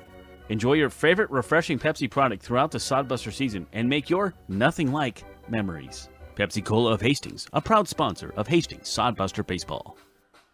Eagle Distributing and Budweiser are proud to be sponsoring the Hastings Sodbusters. Budweiser has been linked to organized baseball since 1980 with a continued commitment to celebrate America's favorite pastime. The Budweiser brand was introduced in 1876 using time-honored brewing methods such as beechwood aging, which provides unparalleled balance and character. Each batch of Budweiser stays true to the same family recipe used by 5 generations of Busch family brewmasters. We welcome you to enjoy a cold Budweiser while cheering on your favorite hometown team, the Hastings Sodbusters. So we have a pitching change here for Fremont as the Busters able to get to the pitcher and get him out of there. And so we're going to get to Whelan coming in. Robbie Whelan, a right-hander, 6'4", 225 from Camp Hill, Pennsylvania. Goes to Green River College. This will be only his second appearance this season. His only other one was back just a couple days ago on the 18th at the Bison at Gym City. One of those guys who only pitched 1 inning in that one, so he's got some gas left in the tank perhaps. Gave up 1 hit and 4 batters faced, striking out 2. No ERA or anything else for him besides the 2 strikeouts. No walks. He does have 1 save, however. Got the save in that game. So Busters able to capitalize on a couple errors. The center fielder, Rowe, having all kinds of problems this inning out there. And I don't think he's normally a center fielder because there was no communication. You're supposed to be the leader if you're an outfielder in center field. And there was no communication as I just kept watching Axelberg creep over. They ran into each other and the ball fell. And the official error going to Axelberg, who actually got in front of the center fielder, and he got the glove on it, so he gets the error in the contest. And Panjawani deserved better. He should have been able to work his way through the 5th inning, but instead, Sodbusters will have a runner at second. The inning continues with 2 runs home already, and Sodbusters trying to steal an under run here with Garrett Kennedy, who had a single his last time up coming to the plate. 11 hits for the Sodbusters against Panjawani. 7 runs, 6 of those earned. He walked only 2 and struck out only 1 and 26 batters faced. So Whelan comes in here and out of the bullpen. And it'll be Garrett Kennedy back to top of the order for the Busters here in the 5th. 2 outs. They had Duddleson singled, Garcia singled. And then you had get the runners in scoring position. You had a couple RBIs. You had to reach on errors. Still only 2 outs here. Busters chance to do some more, up 7-1. Whelan comes set and his pitch. Sidewinder down to third base. Harrington over to first, and that one's a low throw, beating it out, and good base running there, coming all the way around to score is going to be Blake Burrows. You're not going to be able to get him on something like that. I don't know what the third baseman, Tyler Harrington, was doing. He double clutched it, and there's decent speed for Garrett Kennedy, and threw it low as well, so the Sodbusters will get an unearned run here on another error for the Fremont Moo. 3 errors this inning for Fremont. Defense is falling apart. I was going to say should be an easy out, and I stopped myself because nothing has been an easy out for Fremont in this inning. And they are actually going to give Kennedy an infield single, and then the throwing error will allow the run to come home. All right, I'm writing it down single this time, Andy. You can't change it on me. No, I'm kidding. So it is an error anyways. Throw to first, and they got him. Got him leading off first. That was a really good throw by the pitcher, Whelan, and they got Kennedy to end the inning. So pickoff play there, and caught stealing is Kennedy. And so Busters do leave one on base. But they had 3 hits and 3 runs scored this inning with 3 errors as well. And no runner, left on base. So at the end of 5, it is 7-1 Hastings Sodbusters. This is Sodbuster Baseball. Get the latest in news, sports, and local interest stories with the Hastings Tribune. The Tribune's award-winning staff provides you with the best in local content, from the news you need to amazing photographic moments to the latest in Sodbuster baseball news. Check out the classifieds, browse the business directory, and more.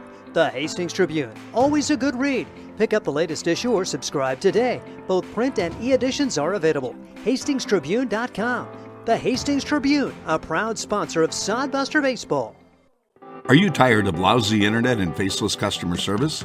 It's time to experience local, honest, hassle-free, and exceptional. That's the Allo promise. We not only provide crazy fast fiber internet, crystal clear TV, and dependable phone service, but we choose to become a part of the communities we serve and love when everyone calls or stops by our store to say Allo. So don't settle for mediocre, settle for exceptional with Allo.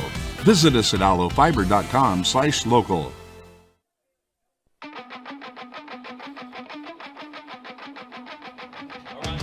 And Buster's able to put a couple more on the board there.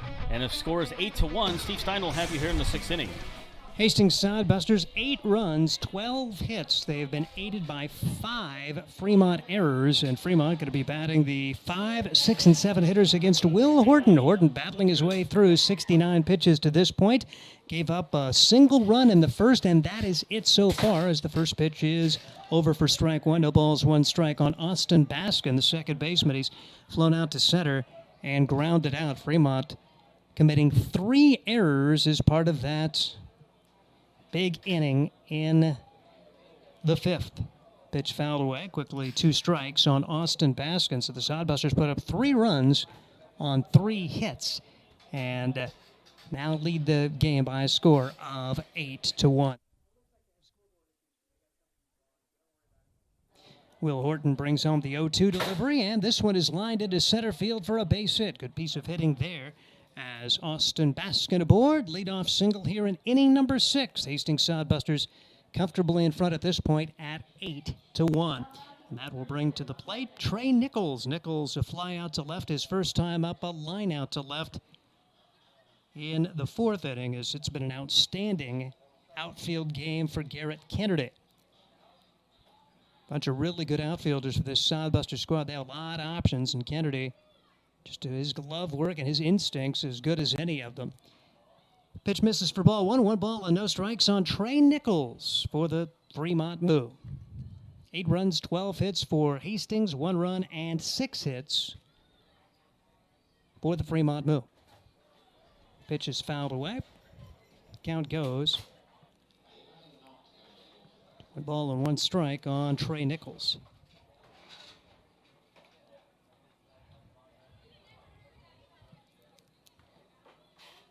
Will Horton atop the hill. Brings home the pitch. Off speeder just misses. Nope, they are going to say strike 2. 1-2 the count now on Trey Nichols. A little bit of a delayed call. So 1-2 now on Nichols, who stands in the right-handed box.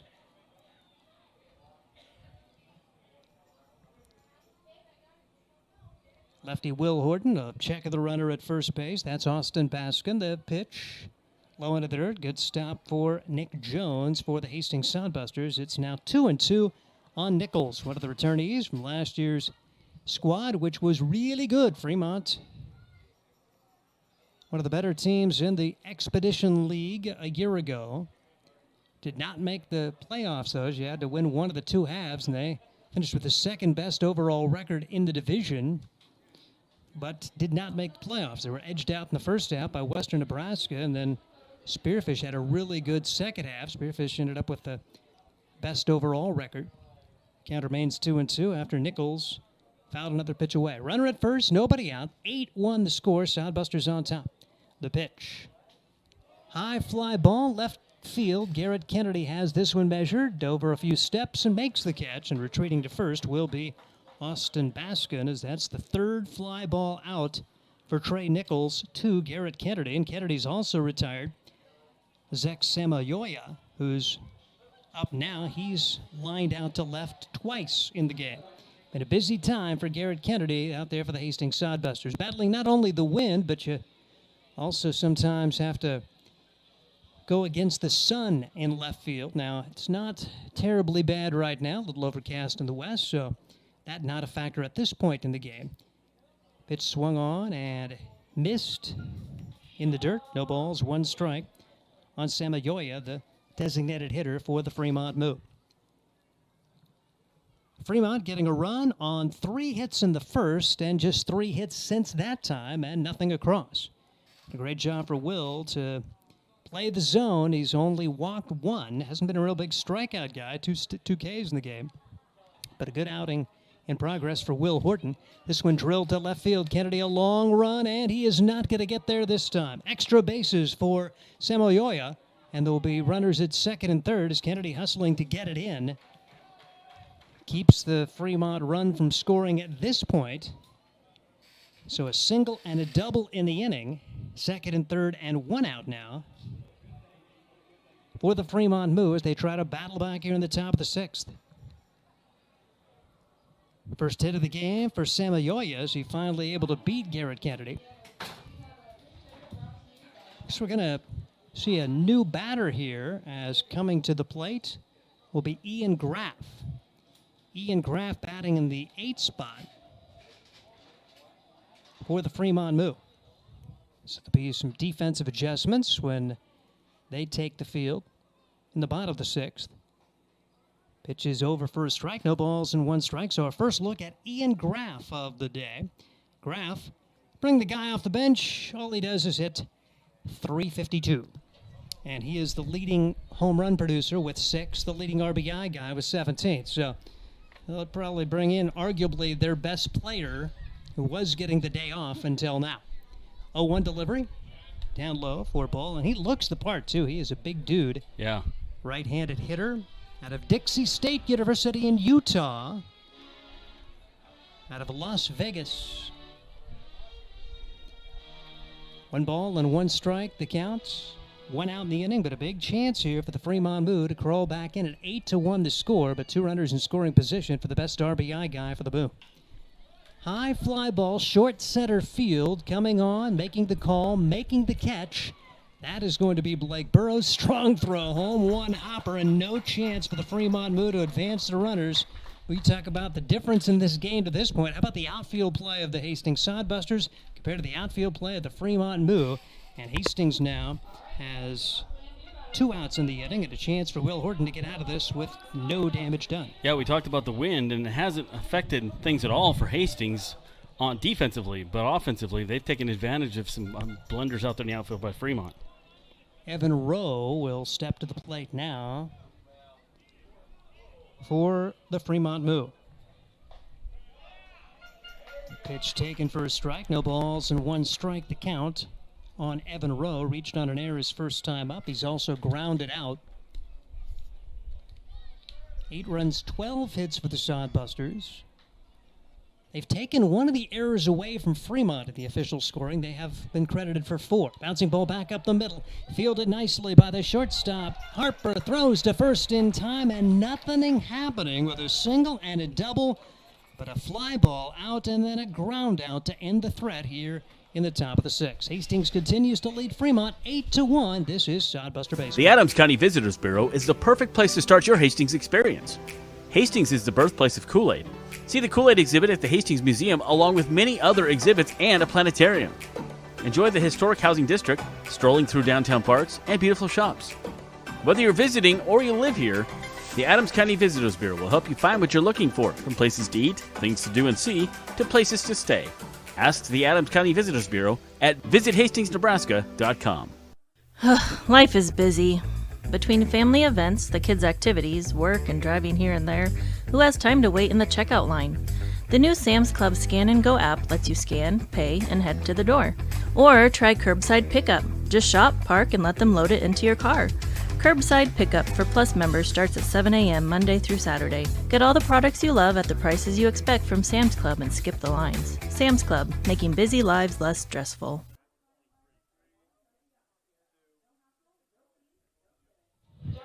We head to the bottom half of inning number 6. The Hastings Sodbusters with the lead of 8-1. So Ian Graff, who entered the game in the number 8 spot of the batting order, he is going to play first base.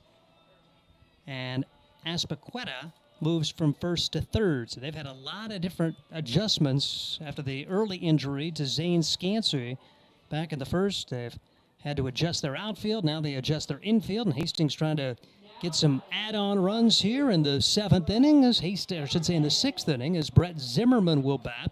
And Zimmerman has been on base 3 times, a couple of singles and a fielder's choice. He did bring home a run with that fielder's choice grounder the last time up. He's scored twice, been very productive batting in the 2 spot in the batting order for the Hastings Sodbusters. Pitch is skied in the air to center field. Back is Evan Rowe, makes the catch. 1 pitch, 1 out for Robbie Whelan, who entered the game, able to get out of the inning for Fremont last inning. After an infield single, he was able to pick off Garrett Kennedy. So Zimmerman, 1 pitch, 1 out, and Aaron Harper has been productive today. Couple of singles, 2 runs scored, and an RBI for the starting shortstop for the Hastings Sodbusters. I feel good that we got the changes before Andy did, because we have the best stat guy in the business. Yes. And we were quick. There's 2 sets of eyes up here, though, so he's down the dugout. We don't beat him much. He bails us out a lot. Oh, yeah. 8-1 the score as the pitch is missing for ball 1. 1 ball and no strikes to Aaron Harper, the product of Northern Illinois, the kinesiology major out of Hemet, California. Played a couple of years down in Texas for San Jacinto. Hit .272 in the spring, and he's had a really good summer for the Hastings Sodbusters, although not officially summer, but it's a summer league, so we're going to call it the summer. As we are going to be officially in December. Is it today or tomorrow? 20th or 21st? For first day of summer. Is today the longest day of the year? 21st. All right. 21st, thanks, Caden. Caden's got That's the young guy. Yep. 2-0 delivery. Bouncing ball, shortstop. Caden Dodge has got it. Throw to first. And 2 quick outs for the Hastings Sodbusters. I looked up kinesiology. I didn't know what it was. It's a study of body's movement. All right. So I've been wondering for several games what that means. Trevor Matson will bat now for the Hastings Sodbusters. To me, if you can't pronounce it, don't major in it. Yeah. Yeah, that's just a tip. That's why I never majored in math. Yeah. I'm kidding. Matson 0 for 2, a walk his first time up. Was caught trying to round third in that inning and has not been on base since. Right-handed hitter. DH today, taking strike 1, no balls, 1 strike. So Whelan trying to work a 1-2-3 inning. He gave up an infield single, but then picked off Garrett Kennedy. No balls, 1 strike, and the pitch. A little bit low, and the count goes to 1-1 on Trevor Matson. Sodbusters have scored in every inning but the second to this point. 2 in the first, 2 in the third, 1 in the fourth, and 3 runs in the fifth to open up an 8-1 lead as the pitch is on the inside corner. Sodbuster fans not pleased with that, but it's 1-2 on Trevor Matson. That was even inside for Trevor, and he's not afraid to get hit by the ball. He led the team in that category last year, but that was even a little inside for him. Out of Riverside, California, last summer, .315 with a team best 48 RBIs and 6 home runs. Takes this pitch outside, 2-2 the count on Matson. Still, despite the fact he's not hitting, just a great presence in the dugout, just a great leader, and one of the guys who can tell the other guys what this summer league is all about. And college baseball in general, for that matter. 2-2 the pitch, one of the old men, if you will, and that's inside. Goes to 3-2 on Trevor Matson. 2 outs, nobody on. Sodbusters on top, 8-1. Bottom half of the 6th inning here at Duncan Field, historic ballpark in central Nebraska. Gorgeous facility. They've done upgrades here in recent years, and tremendous infield allows you to play almost in the rain. 3-2 pitch inside, and Trevor Matson good there. So he's able to work himself a 2-out walk, and that gets Sawyer Duddleston to the plate. And Sawyer has been red hot. 3 more hits for him to go well over 500 on the season. If he can gap one, Sodbusters may be able to add a run. I'm sure Fremont doesn't want to use any more pitchers today. They used 2 position players yesterday in that 20-13 game at Gem City. Here's the pitch. Inside, and it hits Sawyer Duddleston, so that quickly there are 2 on with a walk and a hit batsman. So Sawyer on for the 4th time today, and Danny Garcia tries to keep it going. He singled and scored his last time up. Well, you don't want him to get a hit, but you also don't want to hit him. So now you've got speed on first base there. Madsen stands on second base. 2 outs, so for the Busters. Danny Garcia comes up. Had the single. It was the 0 for last inning. Busters 8-1 lead. Would like to add. Sodbusters able to get their first 2 on last inning and then got 2 RBI groundouts after an outfield error put runners at second and third, and then they would add a run on 2 more errors in the innings. The Sodbusters now lead it by a score of 8-1. Here's the pitch. It's over for strike 1. Garcia not sure. No balls, 1 strike on Danny Garcia for the Hastings Sodbusters. San Jose State product. Batting in the right-handed box against the right-handed reliever, Robbie Whelan.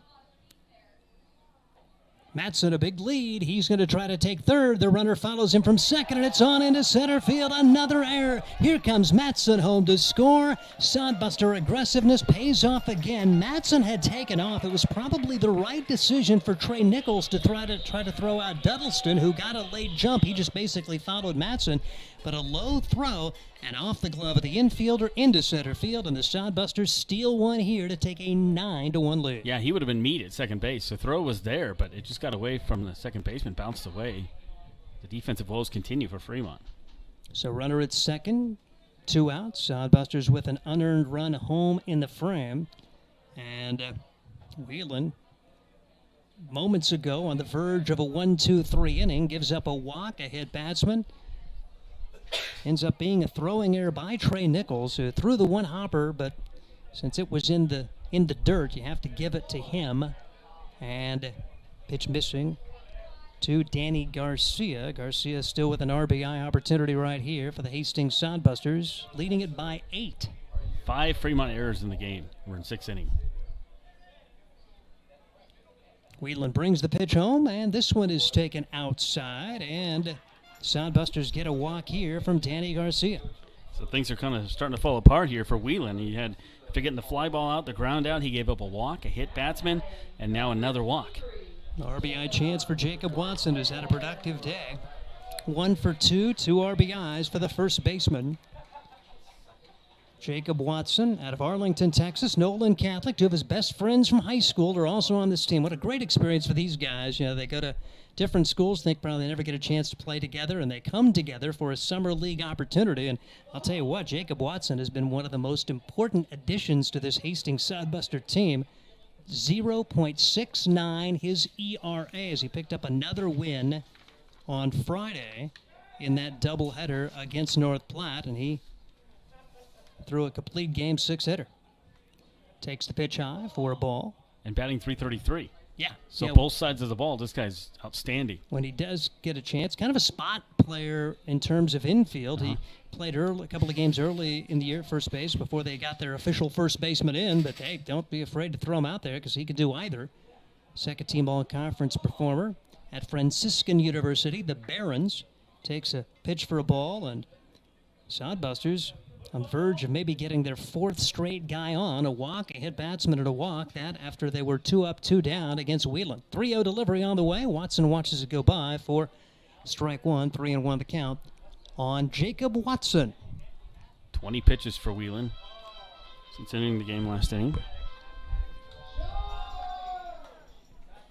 2 on, 2 outs. Watson takes it the other way, and he had one of the better at-bats last inning. 3-2 the count. He just rolled over a grounder to the second baseman with runners at second and third, nobody out to get a run home. That's exactly what the Sodbusters needed. They would add on another, and then a third run would come in after a couple of Fremont errors. 3-2 the count, and the pitch. Low for ball 4. The Sodbusters have them loaded now for Nick Jones. Again, another walk. 3 out of 4 batters. And the last 4 batters after 2 outs have reached base. 4 of them have reached, but 3 have been walks. And the other one he hit. Yeah. So he's basically handed the Sodbusters an opportunity here. And then they scored the run on a throwing error after the Sodbusters went for the double steal. So now bases full of busters everywhere. No place to put him, and now you've got to face Nick Jones. So if you're Fremont, you see 0 for 3. This is the guy you want up here. But the way the Hastings are rolling right now, nobody's off limits. Now the Independence League, fairly certain, playing with the 10-run rule after 7. We saw that come into play with Fremont winning a 12-0 game in the second contest against Gem City. So the Sodbusters can get a couple here and get 3 outs in the 7th. They can save their own pitching for later in the week. Hot shot in the dugout. Nobody's hurt. Good reactions over there. Oof. Buster's okay. Count no balls, 1 strike on Nick Jones, who was 0 for 3 in the game, but how productive as bad as last time up as he hit one to the left side. RBI ground out to get the second run home back in the 5th inning. Sodbusters with a run here in the 6th, then a big swing, no contact. Big opportunity here for the Sodbusters to get the potential game-ending runs across. If they can score at least 2 here and get 3 outs in the top of the 7th, perhaps a chance to end this one early. Here's the pitch. Little nubber back up the middle. The shortstop's got it. The throw to first is in time as a nice job for Keenan Dodge, and the Sodbusters settled for 1 out of all that. 1 run, no hits, 1 error, and 3 men left. And we head to the 7th. Sodbusters 9, Fremont 1. This is Sodbuster Baseball. Life is busy. Between family events, the kids' activities, work, and driving here and there, who has time to wait in the checkout line? The new Sam's Club Scan and Go app lets you scan, pay, and head to the door. Or try curbside pickup. Just shop, park, and let them load it into your car. Curbside pickup for Plus members starts at 7 a.m. Monday through Saturday. Get all the products you love at the prices you expect from Sam's Club and skip the lines. Sam's Club, making busy lives less stressful.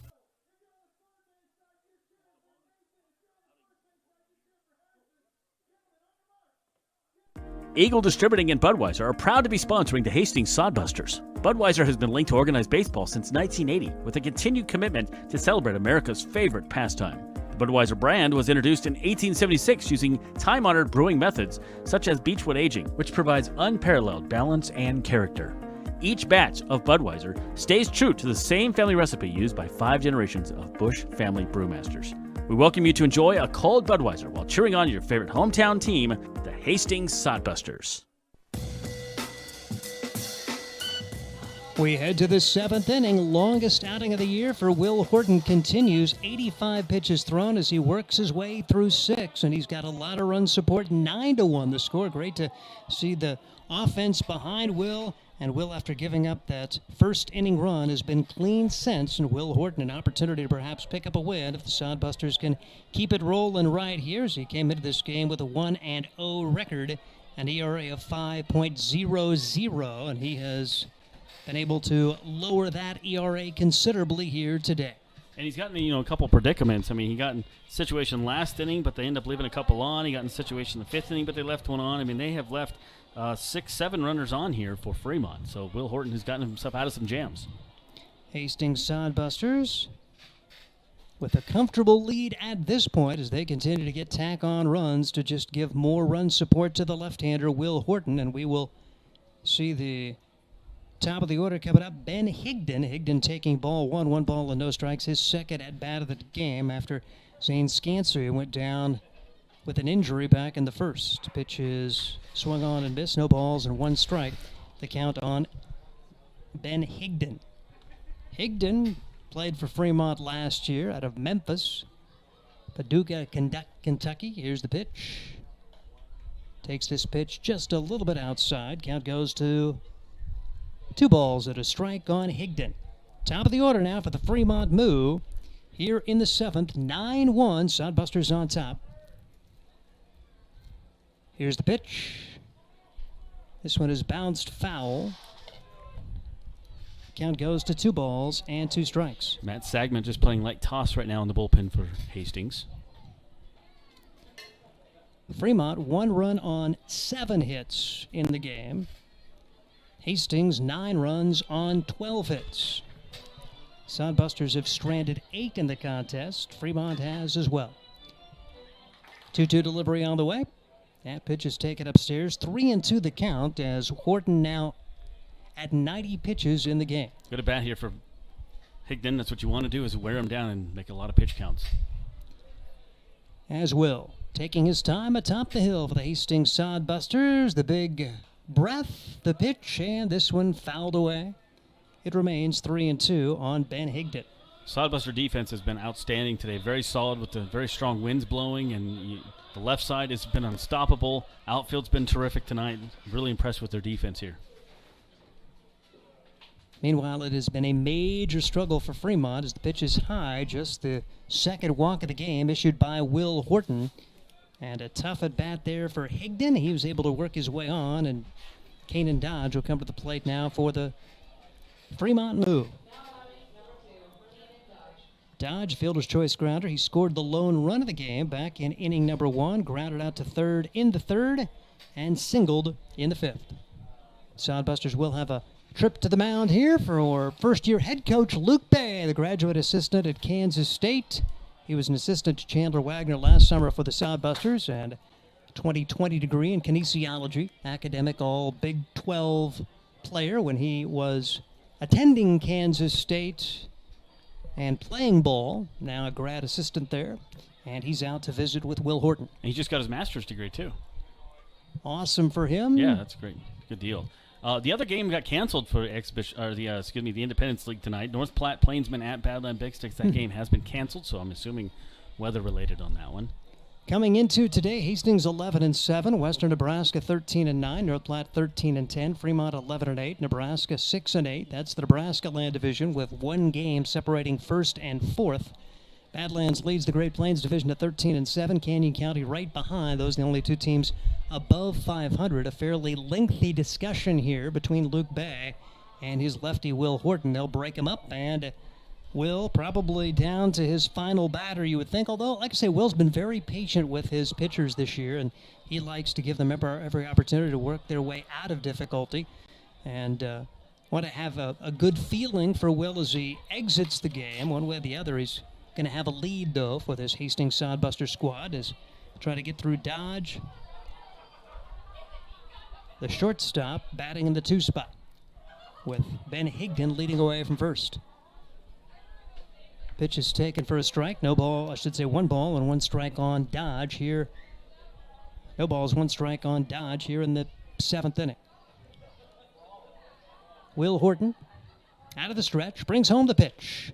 Line drive, right side, base hit. Off the glove of the right fielder, Duddleston, but no chance for further advancement. So a walk and a single to open the 7th. And that will bring to the plate Aspiqueta. Aspiqueta, 2 hits off of Horton already. He's moved from first base to third base for this Fremont Moo squad. Yeah, we talked about this being the longest outing of the year for Horton, and he's starting to show signs of fatigue, and this is going to be it for him. So a pitching change will be made. We will keep it right here for the Hastings Sodbusters. And so Matt Sagmet was throwing earlier, and we assume Matt is going to come in and replace Will Horton. So good job there by Horton. I mean, he got in some situations, he gave up 8 hits in the game, but you only allow 1 run against a very tough Fremont team, tired or not. That's still a pretty good day at the office. Very good for Will Horton. So after the single from Kanan Dodge, it will be the end of the day for Will Horton. Sodbusters trying to get out of this jam, and Matt Sagmet will try to keep it at this point for the Hastings Sodbusters. Hey, I want to invite you guys to game number 3 of this series against Fremont on Thursday. It's 9 innings of winnings. Remember how much fun that was last year, Steve? All the prizes, even more stuff to give away this year. I mean, they had like TVs and stuff last year. 9 innings. Somebody's going to win something every single inning on Thursday during that Moo game, and that's game number 3 of this series. So I would like to see you guys come out. If you're in the watching or listening area, come on out to Hastings Chancery to win some great, awesome prizes. Hugely busy day for the public address announcer, and much so for Scott Galusha, who's just running everywhere that day to make sure all of the winning is taken care of. But it's a fun day for the fans involved with that, and plus you get a chance to see Fremont and Hastings. It's always fun when these two teams get together. Hastings Sodbusters lead it here 9-1. Best chance really for Fremont with first and second, nobody out. Sodbusters trying to keep it going as they will have Matt Sagmet checking in, a right-handed pitcher for the Hastings Sodbusters. Yeah, Sagmet 1-1, 4.50 ERA. 3 games he's appeared in, struck out 8 batters, walked 2, gave up 2 hits, 6 innings pitched. Had a little bit of a rough outing last time on June 13th against the Big Sticks, only going 2 innings in that one, but allowing 2 runs and 10 batters faced, striking out 2 of them. The Sidewinder's a little hard, can be deceptive sometimes, and with a bunch of days off, and they played the 2 games against North Platte, but Busters have some fresh arms, so if they want Sagnet to do an inning or 2 here, you can probably do that even if he gives up a run or 2. You've got an 8-run lead, but don't be surprised if you don't see somebody else here, maybe a Rand Sanders or somebody along that line later in the game. Well, you mentioned that with Hastings, certainly should be in much better pitching shape than Fremont, who had that long, drawn-out series with slugfest in 3 straight games, Friday, Saturday, Sunday. Sodbusters had a doubleheader on Friday, didn't play at all Saturday and Sunday, and on Friday that twin bill used only 1 pitcher in the opener in that victory by a score of 2-1, and in the 4-1 loss, the Sodbusters used 3. Trayton Scully had a really good start in that game. J.T. Cafferty ended up taking the loss. David Rudgrow in for a couple of innings of work, so should have pretty much everybody full ready to go for this series for the Hastings Sodbusters. Last time Hastings last year saw Fremont 16 times. 16 times, and Fremont won the series 11 of those 16. Sodbusters did go 500 against Fremont here, but were just pummeled at Fremont. 1-10 on the road. It's the Hastings Sodbusters taking on the Fremont Moo here today as the right-hander Sagment atop the hill, trying to minimize damage here. And throws first pitch inside. Last thing you want to do is hit the guy. And Aspaqueta takes ball 1 for the first effort for Sagment. 6 innings thrown, 94 pitches to this point, and just 1 run allowed. Those 2 runners, the responsibility of Will Horton. Sagment brings home the pitch. This one is rifled down the right field line, and that is going to fall foul. 1 ball and 1 strike. As the Fremont Moo trying to battle back here, they have had their opportunities with a couple of base runners stranded in both the 5th and 6th innings. Sodbusters able to shut the door with Will Horton each of those 2 innings. He had rolled through the 2nd through the 4th with no hits allowed. Yeah, 8 hits total against Horton, and they only come up with 1 run, and that was in the 1st inning. So if you're Shea Bennett, you're not happy with the performance of this team today. Particularly after getting double digits in each of the 3 games at Gem City. Totally different kind of ballpark here. They've hit the ball pretty well, but great outfield play for the Hastings Sodbusters. Don't want to be a fly ball hitting team for the most part at Duncan Field. Pitch taken upstairs, 2-1 the count now on Aspaqueta. Nico Aspaqueta, St. Mary's College. He's from Sherman Oaks, California. First and second, nobody out. Big chance here for Fremont, trying to battle back from a 9-1.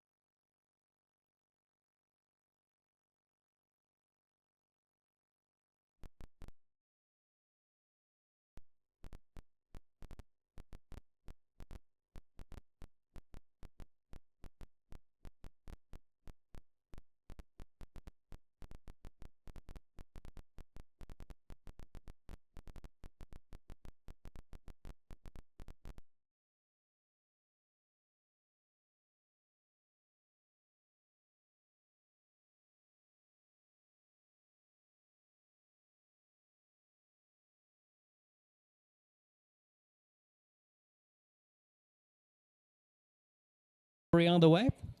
Again, Aspaqueta fouls it away. This has been quite a battle here between Aspaqueta and Sagmet. It'll be the 8th pitch of the at-bat for Matt Sagmet. 3-2 the count. First and second, nobody out. The Hastings Sodbusters lead at 9-1, but feel like if there's going to be drama in this game, it's going to be contingent on what happens here in the 7th for Fremont. Can Hastings minimize the damage? Can Fremont put up a huge number? Because they're certainly capable. 3-2 pitch on the way. And again, Aspequeda fouls it away. Nice at bat. This has just turned out to be a really, really good at bat here for Aspequeda. This is what you want to do when they bring a guy in. You want to wear him down with a lot of pitches. Mentioned David Rudgrow also playing at Hope International. It was quite a spring for the Royals of Hope International. They were an NAIA regional qualifier and went 34-18 in the spring. So you got a couple of guys from a winning program coming here to the Hastings Sodbusters for the summer. 3-2 delivery on the way. Little fister toward the right side. The throw to second for one, and that's all they'll get. Runners at the corners. Great turn there, and I thought the only play they were going to get was to first, but a good job for Garcia to make a strong throw to Harper to get the runner at second base to still keep the double play in order. Runners the corners, one out. Sodbusters still lead it 9-1. Yeah, that's a tough play because you kind of turn your back to the runner, going to first, and you got to get the guy out and hope to get the out at second. That was a very good play by Garcia. And, I thought, oh my gosh, what if he throws it away and all of a sudden it's bases loaded or worse, a run home. But good job both ends and a nice decision not to throw for Aaron Harper, who tried to deke the runner and get him to round third and maybe get the out there. But as it stands, runners at first and third. Here comes the 4-hole hitters. The pitch across for a strike, no balls, one strike. Jason Axelberg is 1 for 2 on the day. An RBI single to the first, a walk in the third. He also popped up to the first baseman to end the 5th. We're down the 7th, 9-1 the score. Sodbusters on top. They would certainly take a double play ball right back up the middle if they could get it. There's the pitch. A little bit low, 4-1, 1-1 the count on Axelberg. Back here again on Wednesday and Thursday. Chance for you to come see the Fremont Moo. Off day tomorrow if you're in the Hastings area. Legion baseball on the agenda tomorrow night. That's why they have the series with the off day after the opener. Not very many games get played Mondays in the Independence League. That's the only one tonight. Bouncing ball left side, and that's going to be fielded by the third baseman. Only throw to first, and a great dig out of there for Watson. The throw from Brett Zimmerman, but Watson able to hold his foot on the bag, making a nice dig. There are 2 outs in the inning. The runner from first advances to second, but that is a large out, the save of the error from Watson. And now runners at second and third and 2 outs, and Sodbusters having a chance to get out of this with no damage done. Well, so many right things about that on so many levels. You look at third base there, and Zimmerman looked at the runner to make sure he wasn't going to go home before firing the first. Then he did, and then Watson brought his shovel over there, scooped it up. What a great job all around. I talked about this defense. These guys have been outstanding tonight all around the field. Only error back in the first inning for the Hastings Sodbusters. And now the Hastings team with a chance to get out of this with no damage done. Looks like there is a new batter coming to the plate. I think it's number 33, perhaps. Nope. 20, I think. Nope, just 30. It actually 30? is. Okay. It's still Baskin. I thought I saw the. Just kidding. Saw the umpire write something down, thinking that was a new guy, but he getting a phone number or something. And here's the pitch. Inside corner, 4 strike, 1, no balls, 1 strike. So a walk and a single, both against Will Horton. Since that time, fielder's choice grounder and a ground out. And Austin Baskin, last hope here in the 7th inning. He's 1 for 3 on the day, singled to open the 6th. 9-1 the score, Hastings on top. Sorry, it's tough to read those numbers on the back of Fremont. It's a weird font. Here's the pitch. And I actually just anticipated.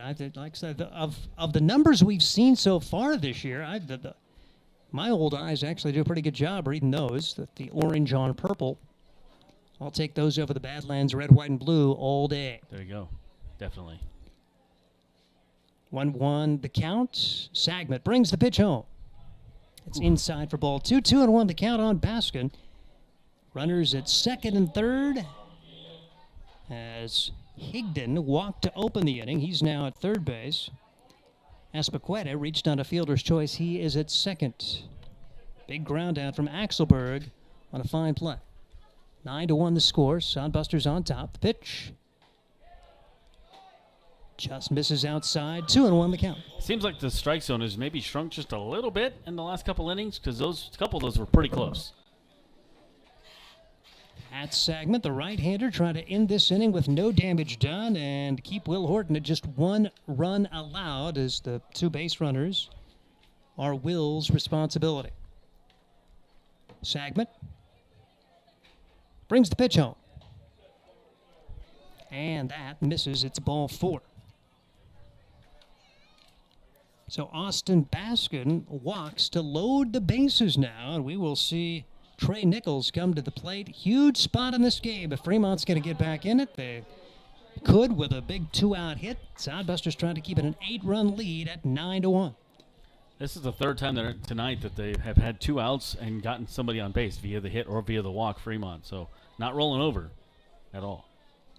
But Sagmet still a chance to get out of this with no damage done. Fremont thinking crooked number here as the door is open with a pair of walks in the inning to go along with a single.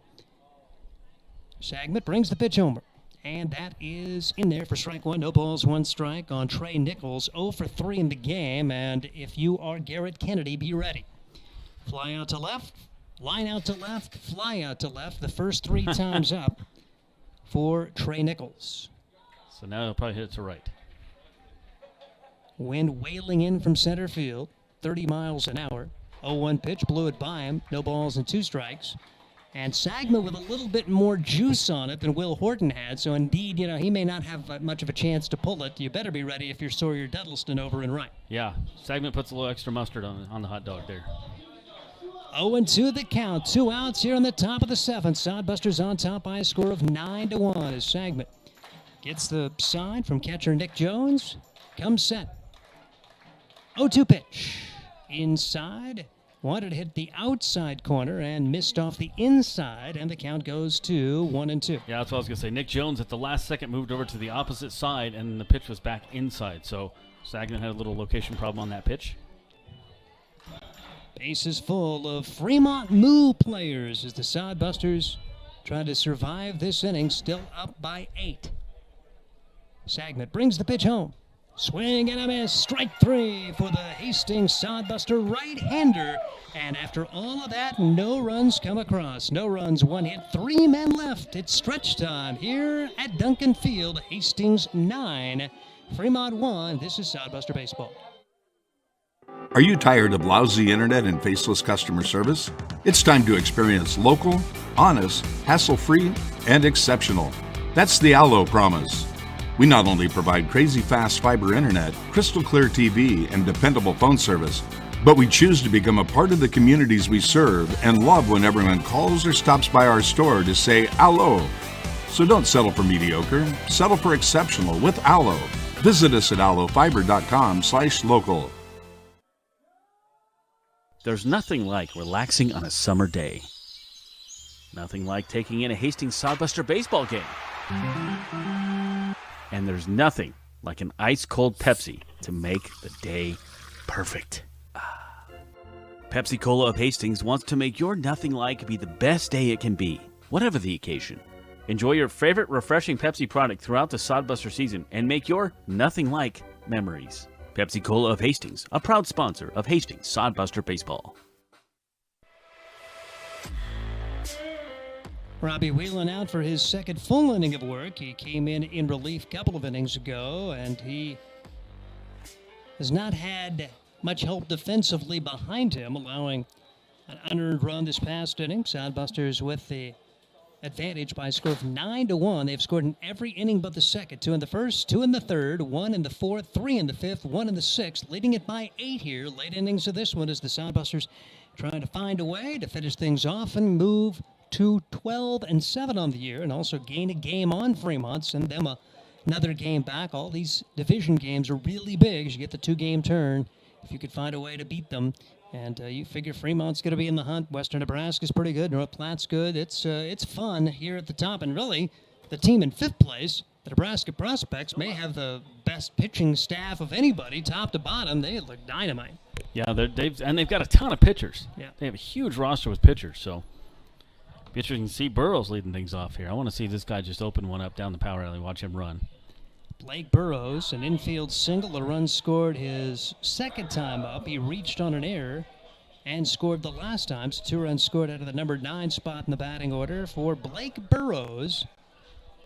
Not sure where he's going to go to school next year, but he would like to go to school somewhere closer than 8 hours from his hometown of Weatherford, Texas. Okay.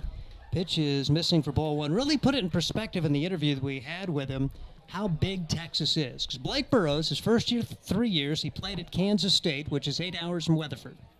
Last year, he played at Texas Rio Grande Valley, which is also 8 hours from Weatherford.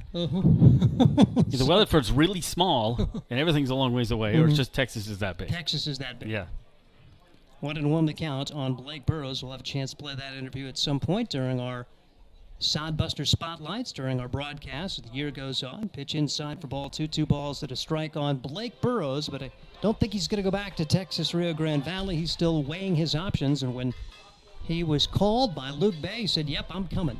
Population of Weatherford, 32,110. 2-1 the count. The pitch line to right center field, and that is going to be caught. Nice effort there on the dive for Ben Higdon. Is Higdon playing shallow anyway, so Burrows robbed of his second hit of the day, and it is back to the top of the order for Garrett Kennedy. Yeah, it wasn't the prettiest play, but it worked out there. He started sliding on one knee, but he got the out. That's all that matters for Fremont. Garrett Kennedy, a couple of hits today. Outstanding defense for the leadoff man. He is 2 for 4 on the day for the Hastings Soundbusters. Kennedy, right-handed hitter, trying to get something go against Robbie Whelan. Whelan up near 30 pitches in the contest. This will be his 30th since coming in for the starting pitcher, Evan Panjwani. 0-1 the count now on Garrett Kennedy. Sodbusters lead it by 8. Latter innings of this one need 6 outs to get the victory in this contest. 0-1 pitch, big swing, no contact. 0-2 on Garrett Kennedy. 5 players, 2 hits or more tonight for Hastings. That's a good feeling if you're Luke Bay. As Hastings on Friday in the doubleheader had a total of 6 hits. 12 hits on the board for the Hastings Sodbusters here today. And they've got it done on the mound as well, with Will Horton working 6 strong innings, and Sagmet came in to close the door in the 7th. Now in the bottom of the 7th here, and a 2-2 count on Garrett Kennedy. Great crowd here on Monday. This is awesome. It was mentioned, don't usually play a whole lot of Monday games. If you want to come on out, more Sodbuster baseball Wednesday through Sunday. Pop up center field. Having it measured, that is Evan Rowe, and there are 2 outs here in inning number 7. Before I write it down, I look because of the errors and the way they've been playing defense tonight. Okay, I put the pencil on the paper, and I'm looking, okay, and it is in his glove, and it is an out. Yeah, outfield has really been an adventure for this Fremont team, and like I say, you kind of got to give them the benefit of the doubt. They have to lose their starting center fielder in the first inning, so they've had to adjust out there. Brett Zimmerman trying for a 2-out rally here. He's got a couple of hits today. 2 for 4 with 2 runs scored and an RBI, and he takes ball 1 ball and no strikes on Brett Zimmerman, batting in the 2 spot. 406 the batting average at currently. Left-handed hitter against the right-handed pitcher now. Hits it fairly hard, but right at the second baseman, and the Sodbusters. Oh my goodness, the ball is thrown away. And the 6th error of the game, and the inning will continue. I was ready to write it down, and Baskin just sailed it over the glove of Ian Graff. And the Sodbusters will have a runner at first and 2 outs. Just as I started writing it down this time, I thought, okay, routine out, there we go, and then thrown away again. Wow, 6 errors for Fremont.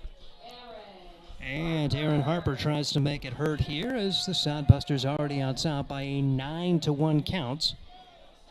And Harper with a pair of hits in the game, 2 runs scored, and an RBI for the Northern Illinois product. A Texan. Played a couple of years at San Jacinto, Texas, before moving on to play for the Huskies. Pitch across for strike, no balls, 1 strike. So Whelan should have been out of the inning, but having to throw a few more pitches here as he is now up to 36 in the ball game for the right-hander. More cowbell. Here's the pitch. Swung on, fouled away. 2 strikes the count on Aaron Harper. I was thinking it. Buster the mascot's right in front of us here down the road 1 or 2, and he's got the cowbell going. 9-1 the score. The Sodbusters with just 1 error on the day. A half dozen for the Fremont Moo in this one as Hastings with a comfortable lead. You never take anything for granted in baseball, though. We've seen that happen way too many times this year.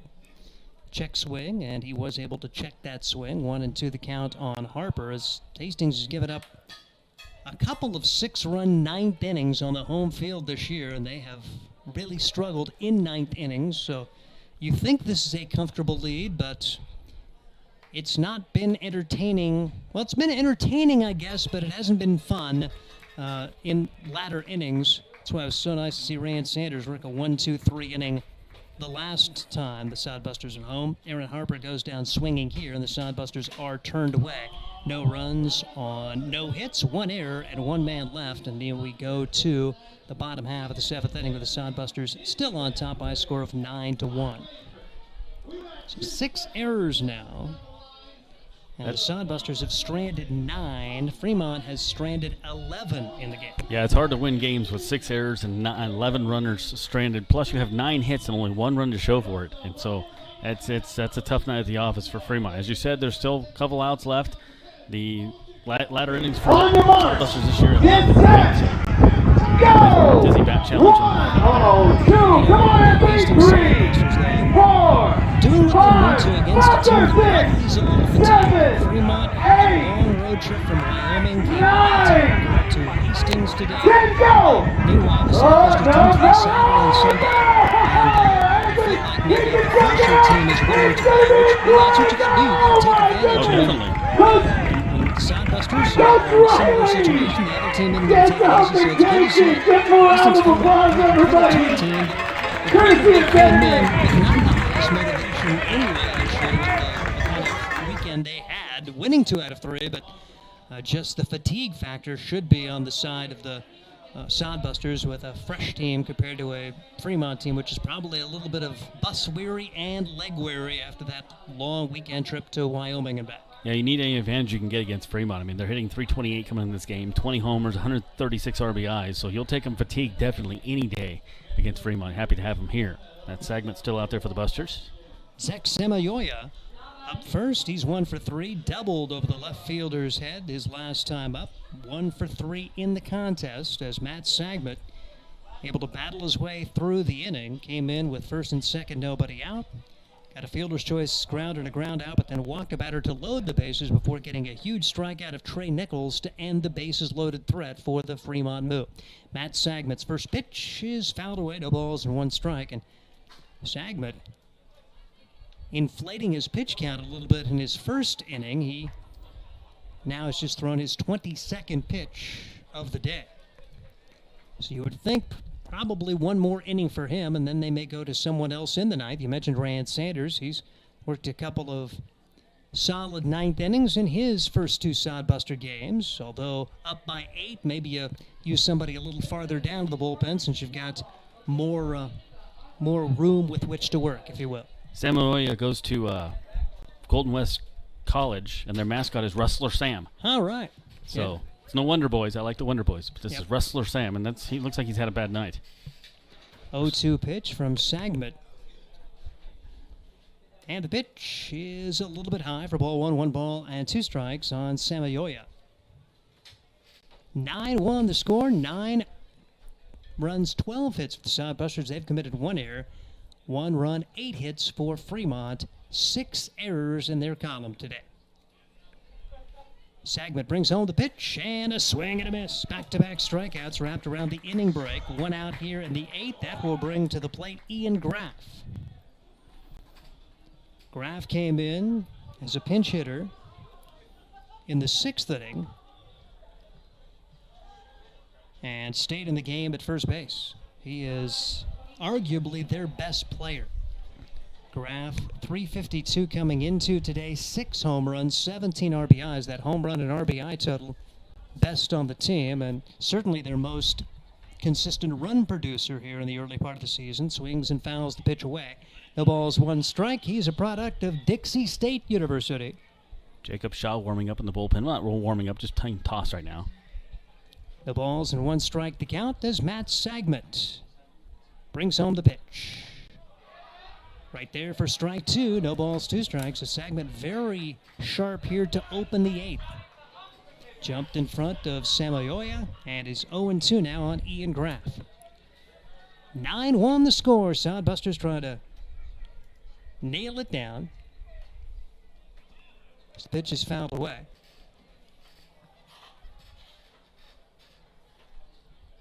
Ian Graff with an 0-2 count.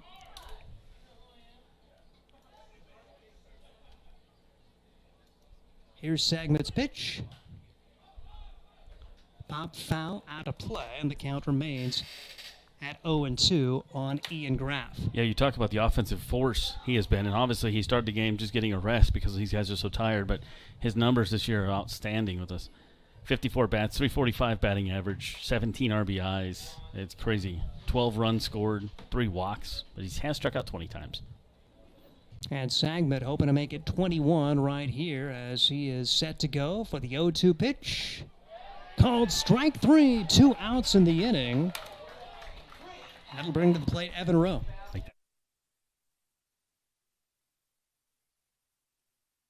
That'll bring to the plate Evan Rowe. Rowe has grounded out twice, and he's also reached on an error. Make that 20 strikeout, 21 now for Graff. And 3 straight strikeouts now for Sagmet. Had the strikeout of Nichols to end the 7th, and 2 strikeouts to open the 8th.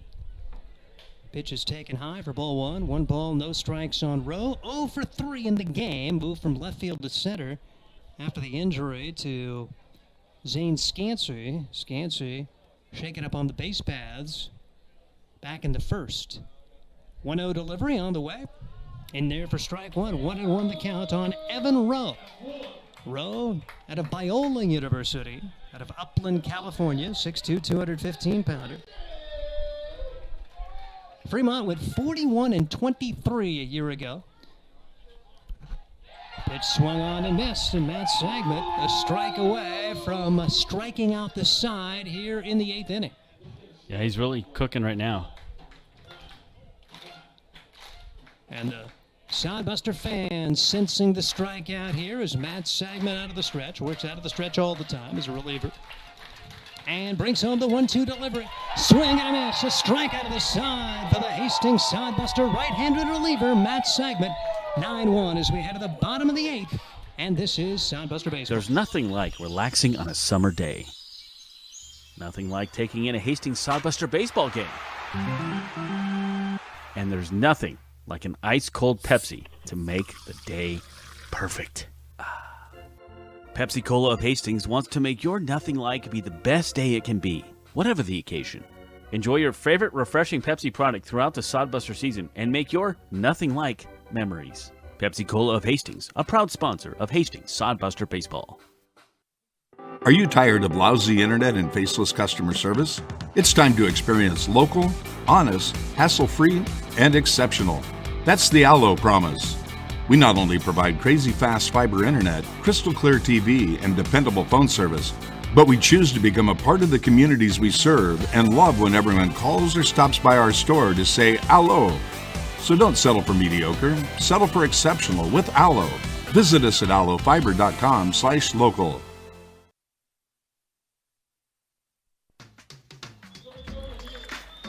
Head to the bottom half of the 8th inning. Sodbusters leading the Fremont Moo by a score of 9-1. And here is Josh Salmon. All right, thank you, Steve. Busters trying to add to the lead. Why not? Hey, you're 9-1.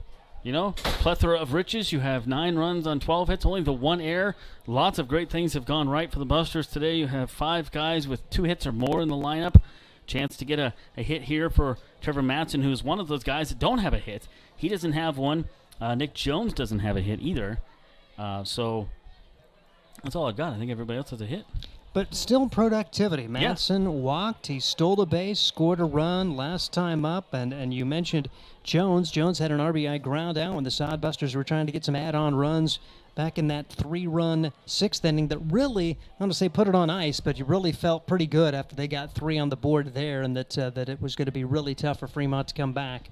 Those 3 runs loomed awfully large in the course of this one. Yeah, 2 walks for Trevor Matson. And, hey, base runner's a base runner. Any way he can get on, and he knows that as well as anybody. So talk about the leadership that he brings. Shout out to his parents, too. I know they like to watch the games out there in Riverside, California. So got to meet Mom and Dad last year. One of the brothers. I didn't realize he had 2 brothers, but he does. He had one that sang the national anthem last year, another one that plays baseball this summer. So Matson comes up here. It'll be Trevor. 4-5-6. Do it for Hastings. Matson, Duddleson, Garcia scheduled. And once again, the pitcher out there for Fremont Moo. Still Whelan. Whelan is not dealing, and it's ball one. He has not had much help, and part of it self-inflicted as he walked 3 and hit 1 last inning, but there have been errors behind him which have really loomed large. Trevor Matson checks his life insurance policy as that one about takes his head off. Wow. And if you're Fremont, you don't want to have to use another pitcher. They used 2 position players yesterday at that 20-13 win. They don't have anybody warming up, and it's probably Whelan, you're it. Yeah, at this point you just want to be like, okay, don't allow any more, but also don't do that. 3-0. Whelan has, he had the 2 outs, as you said, and then he walked the guy, hit a guy, walked the guy, walked the guy. Buster's only able to come up with 1, though, as he got the ground ball he needed to get out of the inning. So 3-0 here to Trevor. Probably going to be taking the pitch, I'm guessing. And he does, and it's a strike. Over 40 pitches thrown for Whelan after coming in early in this contest. Fremont for 2 more Wednesday, Thursday after the day off tomorrow. Then Nebraska prospects come to town this weekend, Friday, Saturday, Sunday. And that one's ball 4. So another walk. It's the 4th of the night there for Whelan. Whelan. Sawyer Duddleston, quite a day for him as he'll come to the plate trying to continue what's been a perfect day for the Hastings Sodbusters. Now they're going to say, you're done. Yep, Duddleston has a seat as soon as you said that, and it's going to be Tyson Gertis. I'm starting to memorize uniform numbers. I'm getting there. I mean, how I am with numbers. So Tyson Gertis is going to come in. Duddleston, hey, sit down, have a little Gatorade, and let's just win this thing for you. So Gertis is coming in the game, and more likely he'll stay in and just play right field there. They have such great outfield depth and such good speed in the outfield. Gertis has scuffled at the plate a little bit, but good to see him get an at-bat in a non-pressure situation, see what he can get done. Only batting 119, so this is a chance for maybe him to snap out of that. You know, you got a team that's not playing so well, having tough on defense. Sometimes it just takes a little fluke hit to get that flow going, and that's what he's looking for right now. 0-1 here to Tyson Gertis. Gertis pinch hitting for Duddleston, who's done an outstanding job tonight as well. That one gets past the catcher on the wild pitch, and so Trevor Matson will move up to second base. Gertis, though, did have one of the neat moments of the season for the Hastings Sodbusters. The bases-loaded walk, the walk-off walk, one of the 3 straight walk-ups against the Nebraska prospects. So, one way or the other, he's got that in his back pocket and a memory that he can take home with him. 1 ball, 1 strike count coming up here from Whelan. That one into center field. It's going to loop in there. Matson will stop at third. Stopping at first is Tyson Gertis. There we go. That's what I talked about. You just need a little hit to maybe find your groove thing back again. Runners on the corners here for the Busters. No outs. We heard disco songs earlier, and find your groove thing. Are you going to shake your groove thing? No, you don't want that. Thing? Nobody wants to see that. Okay, I thought you were going to go into that. No. Not sure who I could sing it, but I won't Casey dance. and the Sunshine Band? I think you're right. Yeah, I'm really sad that I do know that. Well, you were probably around when the song came out. Yeah, I'm sorry. There's no doubt I had about to do that. Danny Garcia comes up now as I dig myself a bigger hole. Ooh, that one hits him in the leg. And so umpire runs out to between them. Obviously not intentional. I think just showing signs of fatigue out there is Whelan. And so now bases loaded for the Busters. That would be the last thing you'd want to do. So obviously not intentional. Yep. And the Sodbusters, chance for more right here as Watson, who's had a solid day, has been on base 3 times as he'll stand in there with a chance to do some damage here, leading at 9-1. Jacob Watson done a good job over first base tonight. He's walked twice, had the single. Talked about how this guy plays ball from Oakland, California. Only batting 100, but he's done a lot of things. We talked about the 2 walks tonight. Those could be big. Doesn't show much for your batting average. 2 walks tonight with the first 2 as... I take that back. That's not his first 2 of the season. I was going to say that, but 1 ball, no balls, 1 strike here for Watson. Elementary, my dear Watson.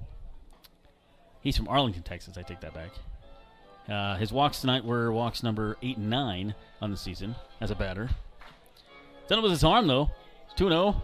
0.69 ERA in 3 games pitched for the Busters. Bases loaded here. 9-1 Hastings with the lead. That one well outside, and Whelan still out there having a hard time finding the plate right now. And when Watson's had his opportunity, a 5 for 16 at the plate this year, he's had a really good year. And had that one great glove save that when it was still a game, a very large play over at first. That went inside and almost hits him. So he walked Trevor Matson. He's on third. Gertis was the pinch hitter for Duddleston. He had a single. He's on second, and then he hit Danny Garcia with the first pitch he saw. He's at first base. No place to put him. It's 3-1, though, to Jacob Watson. Wheelan having a hard time here. Robbie Watson, and he does walk in the run. So RBI there for Watson. That's actually his third RBI of the night for Jacob Watson, this time via the free pass. And it's going to be a visit to the mound right here for the head coach, Shea Bennett. And I don't think anybody was warming. If there is going to be, no, maybe there was somebody warming. Sometimes you really have a tough time picking out the pitchers through the three screens. It looks like there is someone warming at this time. Will they make a change? Like I say, they'd love not to, I'm sure, with Whalen trying to find a way to get an out here. Sodbusters do lead it by a score of 10-1. Looking at the Sodbuster schedule, we have 9 innings of winning coming up this Thursday night. It'll be game number 3 with Fremont. Chance for you to win something every single inning. They buy raffle tickets, and you raffle off some great prizes. They had some TVs last year and all kinds of great things going on. So if you're going to come out to a game this week, that might be the good one. I mean, of course, every game's good. Great crowd here tonight, but that's the one where you can really walk away with your hands full of some stuff. And I remember last year they packed them in here. It was awesome.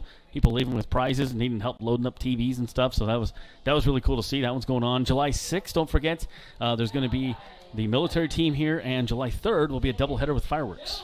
Very cool. So this brings up Nick Jones. Jones coming up here with a chance to get some RBIs on the night for the Sodbusters, and Busters up 10-1. First pitch in there for a strike for Jones. He's 0 for 4, but he does have the 1 RBI. Bases loaded. Busters 10 runs on 13 hits, only 1 error. And Fremont, they've had 1 run on 9 hits and 6 errors. Ball and a strike here to Nick Jones. Blake Burrows will be next. Busters with the bases loaded. And that one outside. None of those even close here by Wheelan. So there is a right-hander warming up for Fremont. This may be the end of the line for Wheelan very soon. He has walked 2 guys this inning, hit a guy, and given up a single, looking for his first out. That one hit to right field. It's a little number. Sounds like it broke the bat. That's just going to loop into right field. 1 run will score. Here comes 2 runs will score. Garcia comes around. Trevor Matson scores. Tyson Gertis scores. And Busters now lead 12-2. RBI single. Doesn't have to be pretty. It just has to work. He ends up on second base. No, he's over there on first. I'm sorry. So 2 RBI single for Nick Jones. And we talked about him not having a hit. Well, guess what? He's got a hit too. And he's got 3 RBIs on the day after knocking in 2 more there. So brings up Blake Burrows. He has 1 hit on the day. Chance to do some damage here. Still 2 runners on base. The 2 pitch coming up here. And, that one just missed. I thought maybe it hit him. Made a sound. Watson stands on second base. Nick Jones over on first base. 12 runs on 14 hits for Hastings. A plethora of offense. And, sometimes you'd like to, against Fremont, maybe you'd like to take, 8 tonight and use the other 4 you can later in the series. Put those in your pocket. It doesn't work that way. 2 balls and no strikes. This is not a full-strength team here with Fremont. The whole team is exhausted tonight, and especially Wheelan there, as he can't find the plate with the GPS right now. 3 balls and no strikes.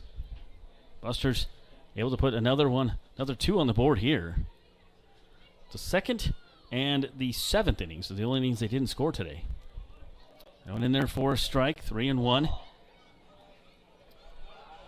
5th batter, 1, 2, 3, 4, 5, 6 batters of the inning this here is Blake Burrows. And we still have no outs. Pitch on the way, Wheelan, that one down the line. Ooh, that's a catch, and that could be a double play, is it? They call him safe at first. That's a great play there by the first baseman. A very nice job by first baseman. That is Graff. Yep. Graff, the catcher over there playing first base, grabs the bag, tried to grab the ball, tried to tag the bag to double off. the not-so-fleet of foot Nick Jones, and very good reaction. Shea Bennett wants an explanation. It was close. I'll give him that. Yeah, I think he's going to get some help from home plate umpire to see if he got a better look at it. And in a 12-1 game, if I'm the home plate umpire, he's out. Yeah. He wants to get home. Back to the hotel, right? But no, give the field umpire credit. He got what he saw, and they are still going to say safe at this point. And good base running for Nick Jones because on a line out like that, it is really tough to get back. And good effort all the way around. So the first out of the inning and back to the top of the order with Garrett Kennedy coming up. And he didn't have a very big lead, so that helped on that one. So Watson and Jones on second and third, respectively. One out now. Garrett Kennedy comes up. He has a couple hits today. Two, as a matter of fact. Batting .282 as of the moment. Busters with 2 runs in this inning on 2 hits. They have 2 walks in the inning and hit batsman down third base line and foul. So 0-2 here to Garrett Kennedy. 7th batter of the inning. And there was somebody warming up for Fremont a moment ago. I think he is officially warm. And Bennett's visit out with the umpire, too, bought a little time for the bullpen. Why not? That one outside for ball 1. Like, if at all possible, Bennett would love not to use another arm here with Definitely. 2 more games coming up. Soundbuster should be in much better pitching shape as this series goes on with the Fremont Moo. The 1-2 from Robbie Whelan. And that one out to center field. Rose had a lot of problems tonight. Does not make a problem with that one. It makes the out, and there's 2 outs. So Fremont, you said this at the beginning of the broadcast. It's weird to see Fremont here on June 20th for the first time. Yeah. As many times as we saw them last year. We got to know their players' names and about them as much as everybody else has.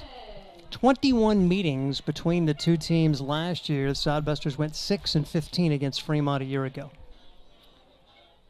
So brings up Brett Zimmerman. He's got a couple of hits today. Been on base 3 times, reached on an error also.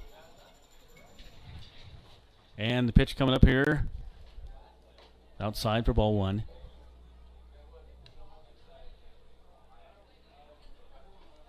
So if you want to know how the playoffs work, for the first half winner in the Nebraska Land Division plays the second half winner in the other in the other division. So yeah, the first place similar to last year's playoffs. So the first and second place will meet up in playoffs. We had a question on our YouTube page about that. 1 ball, 1 strike, 2 outs, 2 on here. Busters have 2 runs in. Robbie Whelan desperately trying to get a third out and get out of this mess here in the 8th inning. He is in. And if the same 2 teams, well, we'll tell you after this pitch. That one well outside. If the same team wins both halves, the way I understand it, the second half winner is your representative in the playoffs. Didn't that happen? Was it last year or year before? I believe. Anyways, 2 balls, 1 strike, 2 outs. 2 on here for the Busters, 2 in. That one well outside and bounced away from the catcher. Watson's going to try to go to third, and he will slide in there safely. It was if the throw would have been on the second base side of the third base bag, they would have had him. But it was on the foul line side, and he just got in there. So now runners advance 90 feet, and things just keep unraveling for Fremont. 3 balls, 2 strikes, 2 on, 2 in, 2 out. Busters up 12-1 here in the 8th. Trying to add to that. Fouled straight back. Good cut by Britt Zimmerman. And in fairness, Trey Nichols has caught over 170 pitches today. It's 95 degrees. You give the catcher a little pass there. He has had a long old day behind the plate for the Fremont Moo. His team trails at 12-1. Well, it's a long hot day too, so I'll give the guy a little slack, if you will. Here is the 3-2, 2 outs, and that one ball 4. Another walk this inning here by Whelan. That is the 3rd walk of the inning. And a pitching change will be made. So Fremont unable to get through this inning with 1 pitcher. They're going to have to bring in someone else. We'll take a break, tell you about the new Fremont pitcher. 12-1. This is Soundbuster Baseball. Let's face it, we move our bodies around a lot. And sometimes things happen. A tweak, twist, pull, strain, ache, or pain. At Fisk Chiropractic and Sports Care, their goal is to restore your mobility, keep you moving, and ensure your rehabilitation is effective, efficient, and stress-free. Do you suffer from headaches and neck pain, lower back or sciatica? Call Fisk Chiropractic and Sports Care today. Start to discover wellness through chiropractic care. Fisk Chiropractic Sports Clinic.com. Start feeling better now. Sodbuster Baseball is sponsored by Nebraska Land Distributors. When you come to the ballpark, you can get a Coors Light, crisp, refreshing chill, keeping Nebraska chill, and light beer from Miller. Light beer with more taste. Nebraska Land Distributors also features White Claw. Live your wave. And a trip to the ballpark wouldn't be complete without Leinenkugel's Summer Shandy, refreshing beer with a hint of lemon.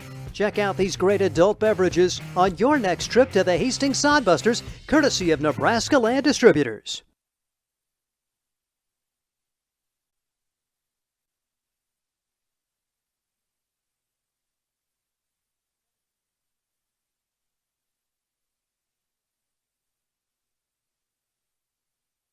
We have a pitching change here as Tyler Seabaum will enter, third pitcher of the day for the Fremont Moo. Josh Salmon, Steve Stein along with you. Caden Kirkhack doing a wonderful job with our cameras. To my right, he's our TV producer. Tyler Seabaum from Erie, Colorado, goes to Midland University. And Seabaum is 1-0, 6.48 ERA, 8 and third innings pitched, struck out 9, walked 6, and 11 hits. Last played June 15th.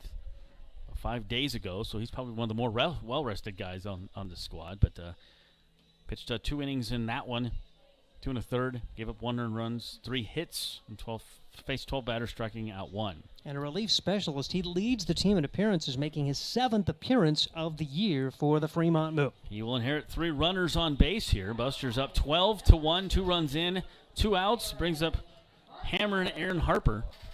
I just made that up. I don't know. It sounded like it. Yeah, I was trying to figure out what would have been. Okay, write down those next time before I say them. Making a note over here. Just Hammer and Harper. Hammer and Harper. Now, if you would have left out the Aaron, yeah, that didn't have any rhythm. Hammer and Harper. I kind of like that. There we go. All right, Hammer and Harper. Mm-hmm. Pitch coming up here, and is in there for a strike. So first strike by Tyler Seabaum. First it was Evan Panjawani, and then it was Whelan, and now Tyler Seabaum. We never thought we'd have to say Panjawani again. Panjawani. We should have never tried it after he left the game. Panjawani. I was doing so good when he was in there too. The 0-2 coming up here to Aaron Harper, and Fremont, if they have one feather in the cap, they've had Aaron Harper. I've only allowed him 2 hits, I guess. That's 737 is batting average at right now. That one well outside. But it has been a tough day for Fremont fans and Fremont Moo. 2 on here for the Busters. You still have Watson and Jones. How long have they been out there? Do we have a time of how long they've been out there? 2 balls, 2 strikes. Matt Sagman, in the meantime, is probably going to be done because he sat so long. Jacob Shaw was warming up earlier. Looks like he may be over there again. 2 balls, 2 strikes, 2 outs. Pitch come up here from Seabaum. Swung on and missed. Got him on the slider. Aaron Harper goes down swinging. No Hammer and Aaron Harper there on that one. So Seabaum comes in, gets the job done. 8 men to go to the plate for Hastings. They come up with 2 runs on 2 hits and leave 2 runs on base. 9th inning coming up here from Duncan Field. Who will come in and finish this thing off? We'll find out in just a moment. This is Sodbuster Baseball from Duncan Field. Any lot, set, hut! Announcing the Nebraska Lottery's Lucky for Life ticket snap. Start the play by purchasing a Lucky for Life ticket by July 26th and enter the voucher number for a chance to win Nebraska football Skybox season tickets, regular season tickets, single game tickets, or a weekend football experience. It's our Lucky for Life ticket snap promotion, and it's 100 yards of fun. Lucky for Life top prize odds 1 in 30 million.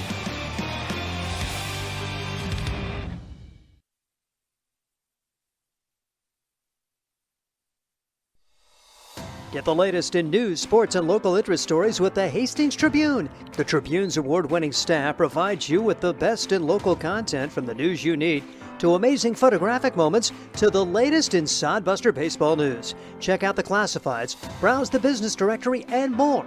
The Hastings Tribune, always a good read. Pick up the latest issue or subscribe today. Both print and e-editions are available. HastingsTribune.com. The Hastings Tribune, a proud sponsor of Sodbuster Baseball. At the 9th inning, the Hastings Sodbusters will use their 3rd pitcher of the day. Jacob Shaw comes in. He is making his 4th appearance in 5 1/3 innings. He's allowed 9 runs on 11 hits. He is Struck out 8, walked 5, an ERA of 15.18, so maybe a chance to put a clean inning up and get a good feeling about this one. Hastings doing it in all phases today as they lead 12-1, and back with the bottom, or I should say the top of the ninth, here is Josh Salmon. All right, thank you. I want to correct myself. They had 3 runs on 2 hits last inning, so Busters. But nonetheless, they're still winning by 11. It's 12-1. Jacob Shaw trying to finish things out here in front of his hometown crowd. 11-run cushion for him, so coming up for the Busters, or for the Hastings, for Fremont. Looks like we're going to have 1, 2, 3 hitters up here. Higdon, Dodge, and Aspaqueta.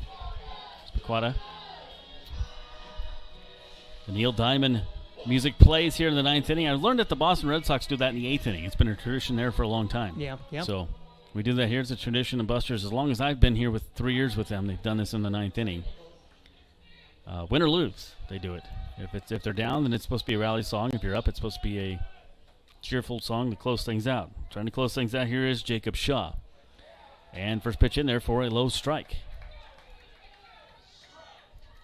Shaw comes in. Will Horton started the game, then Matt Sagment. Now Shaw, the third pitcher of the game for Hastings. 3 for Fremont as well. It's a ball and a strike. And Jacob just throwing the heat right now. Jacob Shaw again with the fastball. 1-2 now. Fouling that one off is Higdon. Early injury to Zane Skansky, who slid into third base and hurt his fingers. So then Dick Brigden's been in since then. And there's a looper to left center field, making the catch out there in left field. A nice job by Kennedy, and there's one down. Well, Garrett Kennedy has been a highlight reel in left field for the Hastings Sodbusters today. Also got a couple of hits, but he has been fun defensively for the Sodbusters. Yeah, the wind hasn't affected him at all. It was a 36-mile-an-hour wind to start, 32 now. Things are blowing his way. He has done a great job in there in left field. Kaden Dodge comes up. Dodge is shortstop tonight. One of the returning guys from last year's team here. Dodge officially batting .356, 2 of 4 tonight with a run scored. First pitch in there for a strike, and Jacob Shaw is ready to go back home. He is throwing heat. He is working quickly. Swung on and missed on that one. Down in the count here is 0-2. And good to see that. I mean, you're a reliever. If you have a couple of bad innings, that ERA gets inflated, and you try to catch up with that the rest of the summer. So good to see him just come out and throw some strikes. Swung on and miss. 3 up, 3 down. There is. He thought the catcher dropped it, but he didn't, so he tried to advance, and there's 2 down.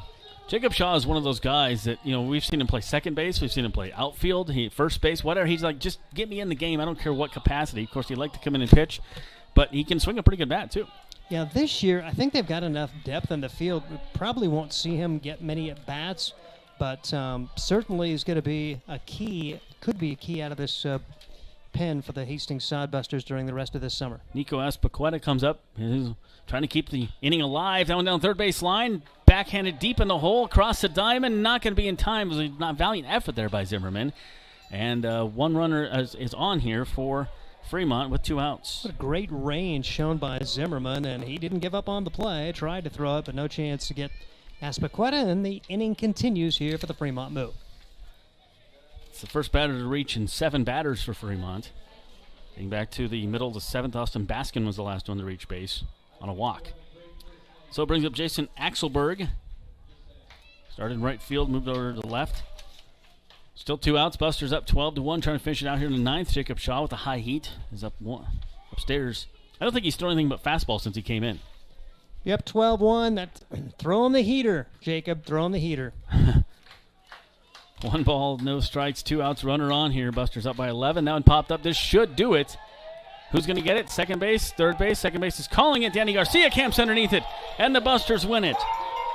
12-1. Hastings win it. It's a fly out there to end it and leaves another runner on base for Fremont. 12 runs, 14 hits, and 1 error for Hastings. Only 1 run, 10 hits, 6 errors for Fremont. We'll take a quick break and come back. Your post-game show coming up. This is Sodbuster Baseball.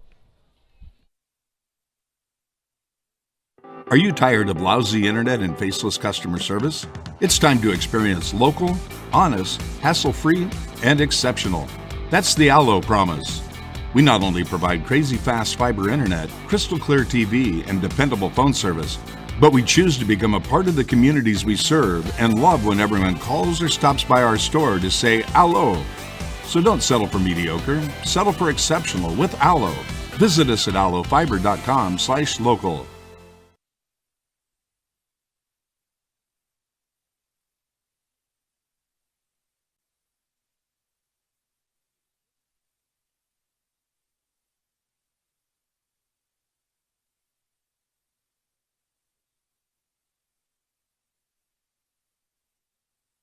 Welcome back to the postgame show. Sodbusters win a good one tonight. 12 runs, 14 hits, 1 error.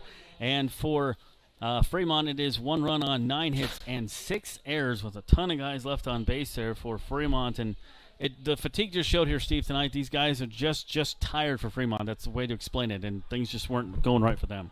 And if you're Hastings, good. I mean, you just – sorry, but you're going to come out and play your game. And Hastings did that. The Sodbusters scoring and every at-bat but 2 just kept getting the add-on runs, having the good approach, and you know, just kind of rub their noses in it. And that's what you got to do when you got a team that's coming in a little fatigued. And so just a great start to this series. Kind of wish it wasn't an off day tomorrow, that you can come back and play tomorrow too, but you get one more day off. Fremont definitely needs it, and for Hastings, a chance to win the series on Wednesday and maybe then get the sweep on Thursday against one of the rivals in this division. Well, it was good to see Jacob Shaw kind of come out, and he got the fly out and the strikeout, give up the single, and then came back and just got the fly out at the end of the inning. A lot of good things, a lot of positives here for the Sodbusters. As you look up and down this lineup, you had, you know, guys with multi-hits and just stolen bases. They were patient at bats, good at bats. You know, you really didn't see them swinging at too many bad pitches. A couple times tonight stands out. The defense was unbelievable, very exceptional in a hot, sticky, windy night. And Luke Bay down there, you know, congratulating his guys, saying, hey, you did a good job. And, you know, as you said, we'll take a tired Fremont over a healthy, well-rested Fremont any day. Still see them 2 more times, Wednesday and Thursday here at Duncan Field. Chance for you to come out and see those. Thursday, remember, is the 9 innings of winning. And then on Friday, Saturday, Sunday, Nebraska Prospects back in town as well. Let's take a look at some of the batting here for the teams as Sodbusters. 3 guys had 2 hits tonight. You have Kennedy, Zimmerman, Harper.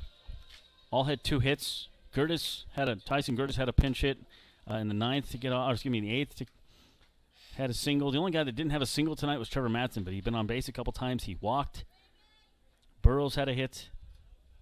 And Duddleson had 3 hits. So it's an unbelievable night tonight. Just all those hits and then spread them. Like I said, you'd like to take a couple of these runs and just put them in your pocket for later in the week when you have to play Fremont again. But I'll take it as you get it, that kind of thing. Look at the pitching for the Moo. It was a tough night for them. Gave up a lot of walks.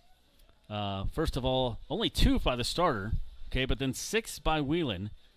And then Seabaum came in relief, just pitched the 1 batter and struck him out and didn't give up any walks. But it was a tough night there. Whelan was just exhausted, nothing he could do about it. The defense, you know, fell apart behind them, and things like that just don't work out so well for you if you're the Fremont Moo. But again, this is a tough team. They'll be back on Wednesday and Thursday right here, and then again, Nebraska Prospects will be coming to town on Friday, Saturday, and Sunday to play here. And if you haven't seen them, it's a fun time to see that team as well. Ton of pitching, but they go out there, they pitch each guy a couple innings. Why not give them some arms? They got some bats going. That's a fun series as well. But Buster's happy to have this win at home after splitting the series with North Platte on Friday night. We'll get manager Luke Bay be making his way up here in a little bit. Steve's going to go grab some players and post-game show. Appreciate you guys tuning in tonight. And Buster's a lot of good things with this win, and this one has to feel good for manager Luke Bay as he gets ready to come in and join me here momentarily. So your losing pitcher tonight obviously would be Padjawani, the starting pitcher. Went 4 innings and gave up 6 runs in that time. And your winning pitcher tonight will be Will Horton. So led all the way. You know, the first inning, Fremont came out right away, scored the 1 run. You're like, oh no, here we go. You know, it's going to be one of those nights. But then Busters came back with 2. And then just really, Will Horton's kind of settled in. Yes, he gave up 7 hits. But things just fell apart for the Moo. They hurt themselves. They had, 11 men left on base. They had 10 hits, couldn't score more than 1 run, the 6 errors, and just things kind of just unraveled for them and really, really hurt themselves. As I'm looking for a Luke Bay sighting. He might be signing some autographs on the field. There's some Little Leaguers, so we may have to catch him here in a little bit. But again, Fremont coming to town tomorrow. Some other games to put on your calendar in July. You have July 3rd. That's a doubleheader. That's going to be a fun one. I've heard there's fireworks after that on the July 3rd game. And then on the July 6th game, there's going to be a special military team coming here to town. That one's going to be a busy crowd, so get your tickets early for that one. A military team, traveling military baseball team coming to Hastings for the first time to Duncan Field to take on the Sodbusters. That'll be a fun game in July. But Busters started the night, half game up. This was the only game in the league. The other one got postponed, I would imagine, to weather. And so Busters should move up to a game ahead in the standings in the Independence League.